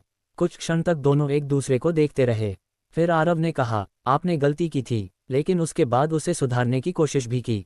अब जो होगा वह कानून तय करेगा। मोहन ने सिर झुका दिया। यही फैसला देवेंद्र भी लेते। उसी समय कबीर जोर से बोला, आरव, सारी फाइलें सफलतापूर्वक सुरक्षित सर्वर पर पहुंच चुकी हैं। अब इन्हें कोई मिटा नहीं सकता। कमरे में पहली बार उम्मीद की एक हल्की किरण दिखाई दी, लेकिन तभी बाहर से हेलीकॉप्टर की आवाज़ सुनाई दी। खिड़की के टूटे हुए शीशों से तेज हवा अंदर आई। एक रस्सी नीचे गिरी। उस रस्सी के सहारे एक नकाबपोश व्यक्ति अंदर उतरा। उसने चारों ओर नजर दौड़ाई, फिर सीधा आरव की ओर देखा। उसकी आवाज़ शांत थी, लेकिन उसमें अजीब सी ठंडक थी। तुमने पहला खेल जीत लिया आरव, लेकिन असली लड़ाई अभी बाकी है। इतना कहकर उसने अपनी जेब से एक पुरानी तस्वीर फेंकी। तस्वीर जमीन पर गिरकर आरव के पैरों के पास आ रुकी। उसने तस्वीर उठाई, और जैसे ही उसे देखा, उसकी सांसें रुक गईं। तस्वीर में उसके पिता देवेंद्र के साथ एक मुस्कुराती हुई महिला खड़ी थी। तस्वीर के पीछे लिखा था, तुम्हारी माँ जिंदा है। आरव के हाथ कांपने लगे। 20 साल से जिस सच को वह दफन समझता था, वह अभी शुरू ही हुआ था। आरव के हाथ कांप रहे थे। उसकी नज़र बार बार तस्वीर पर जा रही थी। पीछे लिखे शब्द जैसे उसके दिल पर दस्तक दे रहे थे। तुम्हारी माँ जिंदा है। उसने तुरंत मोहन की ओर देखा। सच बताए, क्या मेरी माँ सचमुच जिंदा है? मोहन ने गहरी सांस ली। उसकी आंखों में वर्षों का दर्द साफ दिखाई दे रहा था। हाँ, लेकिन पूरी कहानी इतनी आसान नहीं है। कमरे में मौजूद सभी लोग चुप हो गए। आरव की आवाज़ भर्रा गई। फिर उन्होंने मुझे कभी ढूंढा क्यों नहीं? मोहन ने धीरे धीरे कहना शुरू किया। 20 साल पहले जिस रात तुम्हारे पिता पर हमला हुआ, उसी रात तुम्हारी माँ सिया को भी अगवा कर लिया गया था। दुश्मनों को लगता था कि उन्हें प्रोजेक्ट सूर्य का अंतिम कोड पता है। आरव की सांसें तेज हो गईं। फिर उन्होंने बहुत कोशिश की, लेकिन सिया ने कभी कोई राज नहीं बताया। कुछ महीनों बाद खबर फैलाई गई कि उनकी मौत हो चुकी है। लेकिन मोहन ने तस्वीर की ओर इशारा किया। वह खबर झूठी थी। मीरा ने हैरानी से पूछा, तो वह आज कहाँ हैं? मोहन ने सिर हिलाया। मुझे सिर्फ इतना पता है कि उन्हें एक गुप्त जगह पर रखा गया था। उस जगह का नाम सिर्फ देवेंद्र जानते थे। उसी समय आरव के हाथ में पकड़ी अंगूठी अचानक हल्का सा चमकने लगी। कबीर ने ध्यान से देखा। सर, इस अंगूठी के अंदर अभी भी कुछ है। आरव ने अंगूठी को फिर से खोला। इस बार अंदर से एक बेहद पतली पारदर्शी फिल्म निकली। उस पर माइक्रो अक्षरों में कुछ लिखा था। कबीर ने उसे डिजिटल स्कैनर पर रखा। स्क्रीन पर धीरे धीरे एक नक्शा उभरने लगा। नक्शे के बीच एक लाल बिंदु चमका। नीचे सिर्फ 3 शब्द लिखे थे, आश्रम 27, और उसके नीचे देवेंद्र सिंह की लिखावट में एक पंक्ति, अगर तुम ये पढ़ रहे हो तो समझ लो कि सिया तक पहुंचने का रास्ता अभी भी जिंदा है। आरव की आंखों में पहली बार उम्मीद की चमक लौटी। अनाया ने उसका हाथ थाम लिया। हम उन्हें ढूंढ लेंगे, आरव ने दृढ़ स्वर में कहा। इस बार मैं अपने परिवार को अधूरा नहीं रहने दूंगा। तभी बाहर से पुलिस के सायरन और हेलीकॉप्टर की आवाज़ और तेज हो गई। कबीर दौड़कर खिड़की तक गया। आरव, पूरी इमारत घेर ली गई है। लेकिन वह कुछ क्षण के लिए रुक गया। पुलिस अकेली नहीं है, उनके साथ कुछ ऐसे लोग भी हैं जो किसी सरकारी एजेंसी के नहीं लगते। उसी समय मोहन का चेहरा अचानक पीला पड़ गया। उसने कांपती आवाज में कहा, अगर वे आश्रम -27 तक पहले पहुंच गए, तो इस बार न सिर्फ तुम्हारी माँ बल्कि प्रोजेक्ट सूर्य का आखिरी सच भी हमेशा के लिए खो जाएगा। आरव ने तस्वीर को अपने सीने से लगा लिया। अब उसके लिए ये लड़ाई सिर्फ न्याय की नहीं रही, यह अपने परिवार को फिर से पाने की लड़ाई बन चुकी थी। सुबह के 5 बज चुके थे। पहाड़ों पर हल्की धुंध छाई हुई थी। आरव, अनाया, कबीर, मीरा, नैना और अर्जुन तेजी से उस पुराने नक्शे के सहारे आगे बढ़ रहे थे। करीब 4 घंटे की यात्रा के बाद घने जंगल के बीच एक पुराना पत्थर का आश्रम दिखाई दिया। उसके टूटे हुए मुख्य द्वार पर लोहे की एक पट्टिका लगी थी। आश्रम -27। चारों ओर अजीब सी खामोशी थी। न पक्षियों की आवाज, न हवा की सरसराहट, मानो समय यहाँ वर्षों पहले रुक गया हो। आरव ने धीरे से दरवाज़ा खोला। अंदर लंबा बरामदा था। दीवारों पर पुराने चित्र और धूल से ढकी लकड़ी की अलमारियां थीं। तभी एक बुजुर्ग साधु सामने आए। उनकी लंबी सफ़ेद दाढ़ी थी और आंखों में गहरी शांति। उन्होंने बिना पूछे कहा, देवेंद्र का बेटा, आखिरकार तुम आ ही गए। आरव चौंक गया। आप मेरे पिता को जानते थे? साधु मुस्कुराए। उन्होंने 20 साल पहले कहा था, अगर मेरा बेटा कभी यहाँ आए तो उसे सच तक पहुँचा देना। साधु उन्हें आश्रम के भीतर एक छोटे कक्ष में ले गए। वहां दीवार पर एक पुरानी तस्वीर टंगी थी। तस्वीर में देवेंद्र, उनकी पत्नी सिया और एक छोटा सा बच्चा था। वह बच्चा आरव ही था। आरव ने कांपते हाथों से तस्वीर को छुआ। उसकी आंखें भर आईं। साधु ने धीरे से कहा, तुम्हारी माँ यहाँ थीं, लेकिन सिर्फ 6 महीने तक। आरव का दिल जोर से धड़कने लगा। फिर साधु ने एक पुरानी डायरी निकालकर उसे थमा दी। ये सिया की डायरी है। आरव ने पहला पन्ना खोला। उस पर लिखा था, अगर यह डायरी मेरे बेटे के हाथों तक पहुंचे तो समझना कि मैंने हर सांस उसी के लिए जी है। आरव की आंखों से आंसू टपक पड़े। वह आगे पढ़ने लगा, मुझे यहाँ सुरक्षित रखा गया है, लेकिन मैं हमेशा छिपकर नहीं रह सकती। अगर दुश्मन मेरे पीछे आए तो मैं खुद उन्हें दूसरी दिशा में ले जाऊंगी ताकि मेरा बेटा सुरक्षित रहे। अनाया ने धीमे से पूछा, क्या इसका मतलब? साधु ने गंभीर स्वर में कहा, हाँ, सिया ने अपनी मर्जी से आश्रम छोड़ा था। किसी ने उनका अपहरण नहीं किया था। कमरे में सन्नाटा छा गया। मोहन ने धीरे से सिर झुका लिया। देवेंद्र और सिया दोनों जानते थे कि उनके पीछे बहुत ताकतवर लोग हैं। उन्होंने अपने बेटे को बचाने के लिए सबसे कठिन फैसला लिया। तभी डायरी के बीच से एक मुड़ा हुआ नक्शा नीचे गिरा। उसके साथ एक छोटी सी चिट्ठी भी थी। आरव ने चिट्ठी खोली। उसमें सिर्फ एक पंक्ति लिखी थी, अगर तुम ये पढ़ रहे हो तो मैं तुम्हारे बहुत करीब हूँ। नीचे हस्ताक्षर थे, माँ। आरव के हाथ कांपने लगे। उसने तुरंत नक्शा फैलाया। नक्शे पर लाल रंग का एक नया निशान बना था, जो आश्रम से सिर्फ 15 किलोमीटर दूर था। उसी समय आश्रम के बाहर किसी गाड़ी के रुकने की आवाज़ आई। फिर भारी कदमों की आहट। साधु की मुस्कान गायब हो गई। उन्होंने धीमी आवाज में कहा, वे लोग आ गए और इस बार वे किसी को जिंदा नहीं छोड़ेंगे। आरव ने डायरी अपने बैग में रखी। उसने अनाया की तरफ देखा। दोनों की आंखों में एक ही संकल्प था, अब ये लड़ाई खत्म करके ही लौटेंगे। आश्रम -27 के बाहर एक के बाद एक 3 काली एसयूवी आकर रुकीं। उनके इंजन बंद होते ही पूरा जंगल फिर से शांत हो गया। साधु ने खिड़की से बाहर झांका। उनके चेहरे पर चिंता साफ दिखाई दे रही थी। वे लोग उम्मीद से पहले पहुंच गए। आरव ने डायरी अपने बैग में रखी और शांत स्वर में कहा, अब भागेंगे नहीं, लेकिन लड़ाई भी तभी करेंगे जब कोई और रास्ता न बचे। साधु ने आश्रम की पिछली दीवार पर टंगी एक बड़ी लकड़ी की अलमारी हटाई। उसके पीछे पत्थरों से बनी एक संकरी सुरंग दिखाई दी। ये रास्ता सीधे पहाड़ी के दूसरी तरफ निकलता है। नक्शे में जो लाल निशान है वह वही है। अनाया ने धीरे से पूछा, और आप? साधु मुस्कुराए, मेरी उम्र भागने की नहीं रही, मैं इन्हें यहीं रोकूंगा। आरव ने उनके चरण छुए। आपने हमारे परिवार का बहुत बड़ा कर्ज उतारा है। साधु ने उसके सिर पर हाथ रखा। अब जाकर अपनी माँ को घर ले आओ। सभी लोग सुरंग में उतर गए। पीछे आश्रम का मुख्य दरवाजा जोर से टूटा। हथियारबंद लोग अंदर घुस चुके थे। करीब आधे घंटे तक लगातार चलने के बाद सुरंग खत्म हुई। सामने एक शांत झील थी। झील के बीच एक छोटा सा लकड़ी का घर बना था। नक्शे पर बना लाल निशान ठीक उसी जगह था। आरव का दिल तेजी से धड़कने लगा। क्या माँ यहीं है? कोई जवाब नहीं दे पाया। झील के किनारे एक पुरानी नाव बंधी थी। सब लोग उसमें बैठ गए। नाव धीरे धीरे पानी को चीरती हुई उस घर की ओर बढ़ने लगी। जैसे जैसे वे पास पहुंच रहे थे, आरव की बेचैनी बढ़ती जा रही थी। लकड़ी के घर का दरवाज़ा आधा खुला था। ऐसा लग रहा था जैसे कोई उनका इंतजार कर रहा हो। आरव सबसे पहले अंदर गया। कमरा बहुत सादा था। एक मेज, 2 कुर्सियां, एक जलता हुआ दीपक और दीवार पर टंगी वही पारिवारिक तस्वीर जो उसने आश्रम में देखी थी। लेकिन इस तस्वीर के नीचे ताज़े फूल रखे हुए थे। मतलब कुछ देर पहले तक यहाँ कोई मौजूद था। तभी मेज पर रखा एक पुराना टेप रिकॉर्डर अपने आप चालू हो गया। उसमें से एक महिला की आवाज़ सुनाई दी। आरव की सांसें थम गईं। वह आवाज़ उसने पहले कभी नहीं सुनी थी, फिर भी उसके दिल ने उसे पहचान लिया। आरव, अगर तुम यहाँ तक पहुँच गए हो तो मुझे तुम पर गर्व है।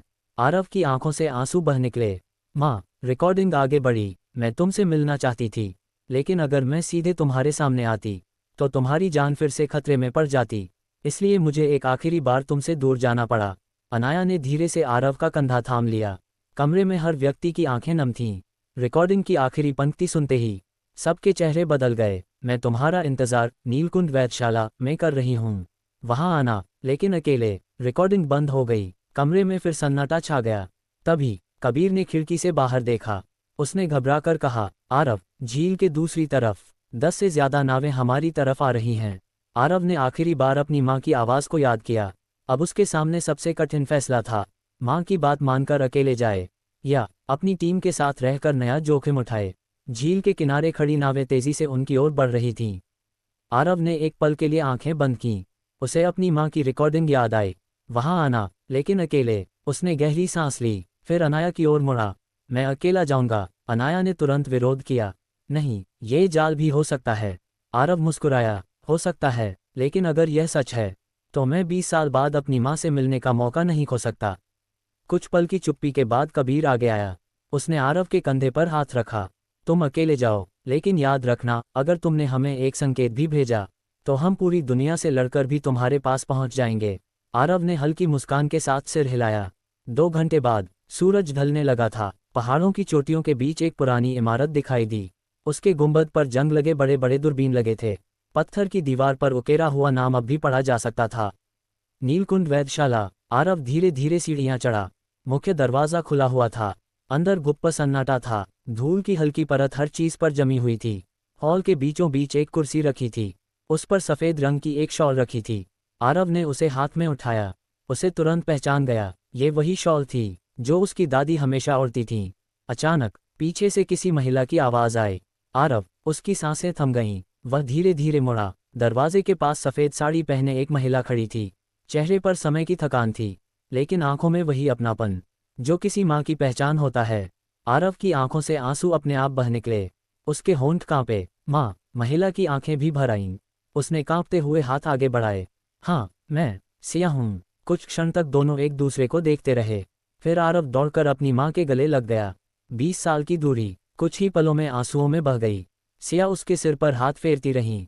मुझे माफ कर देना। हर जन्मदिन पर, हर त्योहार पर मैं तुम्हें दूर से देखती थी, लेकिन तुम्हारे पास नहीं आ सकती थी। आरव की आवाज़ भर्रा गई। अब कहीं मत जाए, बहुत इंतज़ार कर लिया मैंने। सिया ने उसके आंसू पोंछे। अब मैं कहीं नहीं जाऊंगी। लेकिन तभी वेधशाला की सारी लाइटें अचानक जल उठीं। एक स्पीकर चालू हुआ और एक ठंडी आवाज़ पूरे हॉल में गूंज उठी। भावुक पल खत्म हुआ। अब आखिरी खेल शुरू होगा। आरव और सिया एक साथ मुड़े। वेधशाला की ऊपरी मंजिल पर एक परछाई खड़ी थी। उसके हाथ में एक रिमोट था। उसने मुस्कुराते हुए कहा, अगर सच बचाना है तो पहले अपने परिवार को बचाओ। अगले ही पल पूरी वेधशाला में खतरे का सायरन बज उठा और फर्श पर लाल अक्षरों में एक संदेश चमका, सेल्फ डिस्ट्रक्ट सीक्वेंस 10 बजे। आरव ने अपनी माँ का हाथ कसकर पकड़ लिया। अब उसके पास सिर्फ 10 मिनट थे, अपने परिवार को बचाने के लिए और अपने पिता के अधूरे मिशन को हमेशा के लिए पूरा करने के लिए। 10 बजे वेधशाला की हर दीवार पर लाल रंग का टाइमर चमकने लगा। सायरन की तेज आवाज पूरे परिसर में गूंज रही थी। आरव ने अपनी माँ सिया का हाथ कसकर पकड़ लिया। माँ, अब मैं आपको फिर से नहीं खोऊंगा। सिया की आंखों में आंसू थे। उन्होंने पहली बार अपने बेटे के चेहरे को गौर से देखा। तुम बिल्कुल अपने पिता जैसे लगते हो। वही हिम्मत, वही जिद। आरव हल्का सा मुस्कुराया, और शायद वही किस्मत भी। तभी ऊपर खड़ी परछाई फिर बोली, भावनाओं में समय बर्बाद मत करो। तुम्हारे पास सिर्फ 9 मिनट बचे हैं। आरव ने ऊपर देखा। तुम कौन हो? वह आदमी धीरे धीरे रोशनी में आया। उसकी उम्र लगभग 65 साल थी। चेहरा शांत, लेकिन आंखों में घमंड साफ दिखाई दे रहा था। उसने कहा, मेरा नाम आदित्य राणा है। 20 साल पहले मैं पर्दे के पीछे था, आज सामने हूँ। सिया ने उसे देखते ही घृणा से कहा, आखिर तुमने अपना चेहरा दिखा ही दिया। आदित्य हंस पड़ा। देवेंद्र ने मेरी पूरी दुनिया बर्बाद करने की कोशिश की थी, इसलिए मैंने उसकी दुनिया छीन ली। आरव का खून खौल उठा। मेरे पिता ने सिर्फ सच का साथ दिया था। आदित्य ने शांत स्वर में कहा, सच हर आदमी अपने हिसाब से लिखता है। उसने रिमोट का एक और बटन दबाया। वेधशाला के बीचों बीच फर्श खुलने लगा। नीचे एक गोल स्टील का कक्ष दिखाई दिया। उसके बीच में एक चमकती हुई हार्ड ड्राइव रखी थी। आदित्य बोला, ये प्रोजेक्ट सूर्य का मूल सवह है। अगर इसे लेकर बाहर निकल गए तो तुम्हारे पिता हमेशा के लिए जीत जाएंगे। लेकिन तुम्हारे पास सिर्फ एक मौका है, या तो शव बचाओ या अपनी माँ। आरव कुछ पल के लिए बिल्कुल शांत हो गया। उसने अपनी माँ की ओर देखा। सिया मुस्कुराई। बेटा, तुम्हारे पिता ने हमेशा सिखाया था कि एक इंसान से बड़ा सच होता है। आरव ने धीरे से सिर हिलाया। नहीं, उन्होंने ये भी सिखाया था कि अपने लोगों को छोड़कर मिली जीत असल जीत नहीं होती। इतना कहकर उसने एक अलग रास्ता चुना। उसने वेधशाला की दीवार पर लगे बिजली के मुख्य पैनल की ओर दौड़ लगा दी। कबीर की बात उसे याद थी, हर सुरक्षा प्रणाली का एक मुख्य नियंत्रण होता है। आरव ने पैनल खोला। अंदर सैकड़ों तार थे। टाइमर चल रहा था। 3:12, 3:11। सिया उसकी मदद करने लगी। दोनों मिलकर सही कनेक्शन खोजने लगे। ऊपर खड़ा आदित्य पहली बार घबरा गया। नहीं, ये संभव नहीं। तभी बाहर से हेलीकॉप्टर की आवाज़ सुनाई दी। अनाया, कबीर, नैना और मीरा पूरी टीम के साथ वेधशाला में पहुंच चुके थे। अनाया ने ऊंची आवाज में पुकारा, आरव, हम आ गए। आरव ने पीछे मुड़कर देखा। उसके चेहरे पर उम्मीद लौट आई। अब ये लड़ाई वह अकेला नहीं लड़ रहा था, लेकिन टाइमर पर सिर्फ 2:18 बचे थे और आदित्य राणा अभी भी रिमोट हाथ में लिए मुस्कुरा रहा था, क्योंकि उसके पास एक आखिरी चाल अभी भी बाकी थी। 2:18। टाइमर लगातार घट रहा था। वेधशाला की दीवारें कांप रही थीं। छत से धूल और छोटे छोटे पत्थर गिरने लगे। आदित्य राणा ने रिमोट को कसकर पकड़ रखा था। उसके चेहरे पर अब भी आत्मविश्वास था। आरव, तुम देर कर चुके हो। आरव ने शांत नजरों से उसकी ओर देखा, फिर अचानक मुस्कुराया। यह मुस्कान देखकर आदित्य पहली बार असहज हुआ। इतना भरोसा किस बात का है? आरव ने जवाब दिया, मेरे पिता कहा करते थे, सबसे मजबूत हथियार बंदूक नहीं, भरोसा होता है। उसी पल कबीर चुपचाप वेधशाला के कंट्रोल रूम तक पहुंच चुका था। उसने लैपटॉप को मुख्य सिस्टम से जोड़ दिया। स्क्रीन पर एक संदेश चमका, remote control signal detected. Kabir ने तुरंत सिग्नल को ट्रेस करना शुरू किया। उधर अनाया और नैना ने आदित्य के हथियारबंद साथियों को घेर लिया। कुछ ही मिनटों में उनका रास्ता बंद हो गया। आदित्य ने गुस्से में रिमोट का लाल बटन दबाया, लेकिन कुछ नहीं हुआ। उसने दोबारा दबाया, फिर भी सिस्टम ने कोई प्रतिक्रिया नहीं दी। ऊपर लगे स्पीकर से कबीर की आवाज़ गूंजी, गेम खत्म आदित्य, मैंने तुम्हारा रिमोट सिस्टम से अलग कर दिया है। पहली बार आदित्य के चेहरे का रंग उड़ गया। उसने भागने की कोशिश की, लेकिन सामने आरव खड़ा था। दोनों की नज़रें मिलीं। आदित्य ने धीमी आवाज़ में कहा, तुम जीत गए, लेकिन सच जीतकर भी लोग सब कुछ खो देते हैं। आरव ने उत्तर दिया, शायद, लेकिन झूठ जीतकर इंसान खुद को खो देता है। आदित्य ने अचानक अपनी जेब से एक छोटी पिस्तौल निकाली। उसने सीधे आरव की ओर तान दी। सिया चीख उठी, आरव, नहाएं। गोली चली, लेकिन इस बार गोली आरव तक पहुंच ही नहीं पाई। राघव, जो घायल होने के बावजूद पीछे से वेधशाला तक पहुंच गया था, बीच में आ गया। गोली उसके सीने में लगी। वह जमीन पर गिर पड़ा। आदित्य के हाथ से पिस्तौल छूट गई। नैना और पुलिस की टीम ने उसे तुरंत पकड़ लिया। हथकड़ियां लगते ही 20 साल पुराना खेल आखिरकार खत्म हो गया। आरव दौड़कर राघव के पास पहुंचा। राघव की सांसें धीमी हो रही थीं। उसने कांपते हुए कहा, मैंने बहुत गलतियां की, अगर हो सके उद्धरण चिन्ह ... तो मुझे माफ कर देना। आरव की आंखों से आंसू बह निकले। उसने राघव का हाथ पकड़ लिया। हर गलती की सजा होती है, लेकिन सच्चा पछतावा भी इंसान को बदल देता है। राघव ने हल्की मुस्कान दी। उसकी नज़र आखिरी बार आसमान की ओर उठी, और फिर उसकी आंखें हमेशा के लिए बंद हो गईं। उसी समय कबीर जोर से चिल्लाया, आरव, सेल्फ डिस्ट्रक्ट सिस्टम बंद हो गया। टाइमर रुक चुका था। स्क्रीन पर एक नया संदेश चमक रहा था, सिस्टम सेफ। सिया ने अपने बेटे को गले लगा लिया। अनाया भी उनके पास आ गई। तीनों कुछ देर तक बिना कुछ कहे खड़े रहे। 20 साल का दर्द आज पहली बार हल्का लग रहा था, लेकिन आरव जानता था, अब एक आखिरी काम बाकी है, अपने पिता देवेंद्र सिंह का नाम सम्मान के साथ दुनिया के सामने वापस लाना। तो चलिए मिलते हैं अगली कहानी में। कहानी अच्छी लगी हो तो लाइक शेयर करना ना भूले।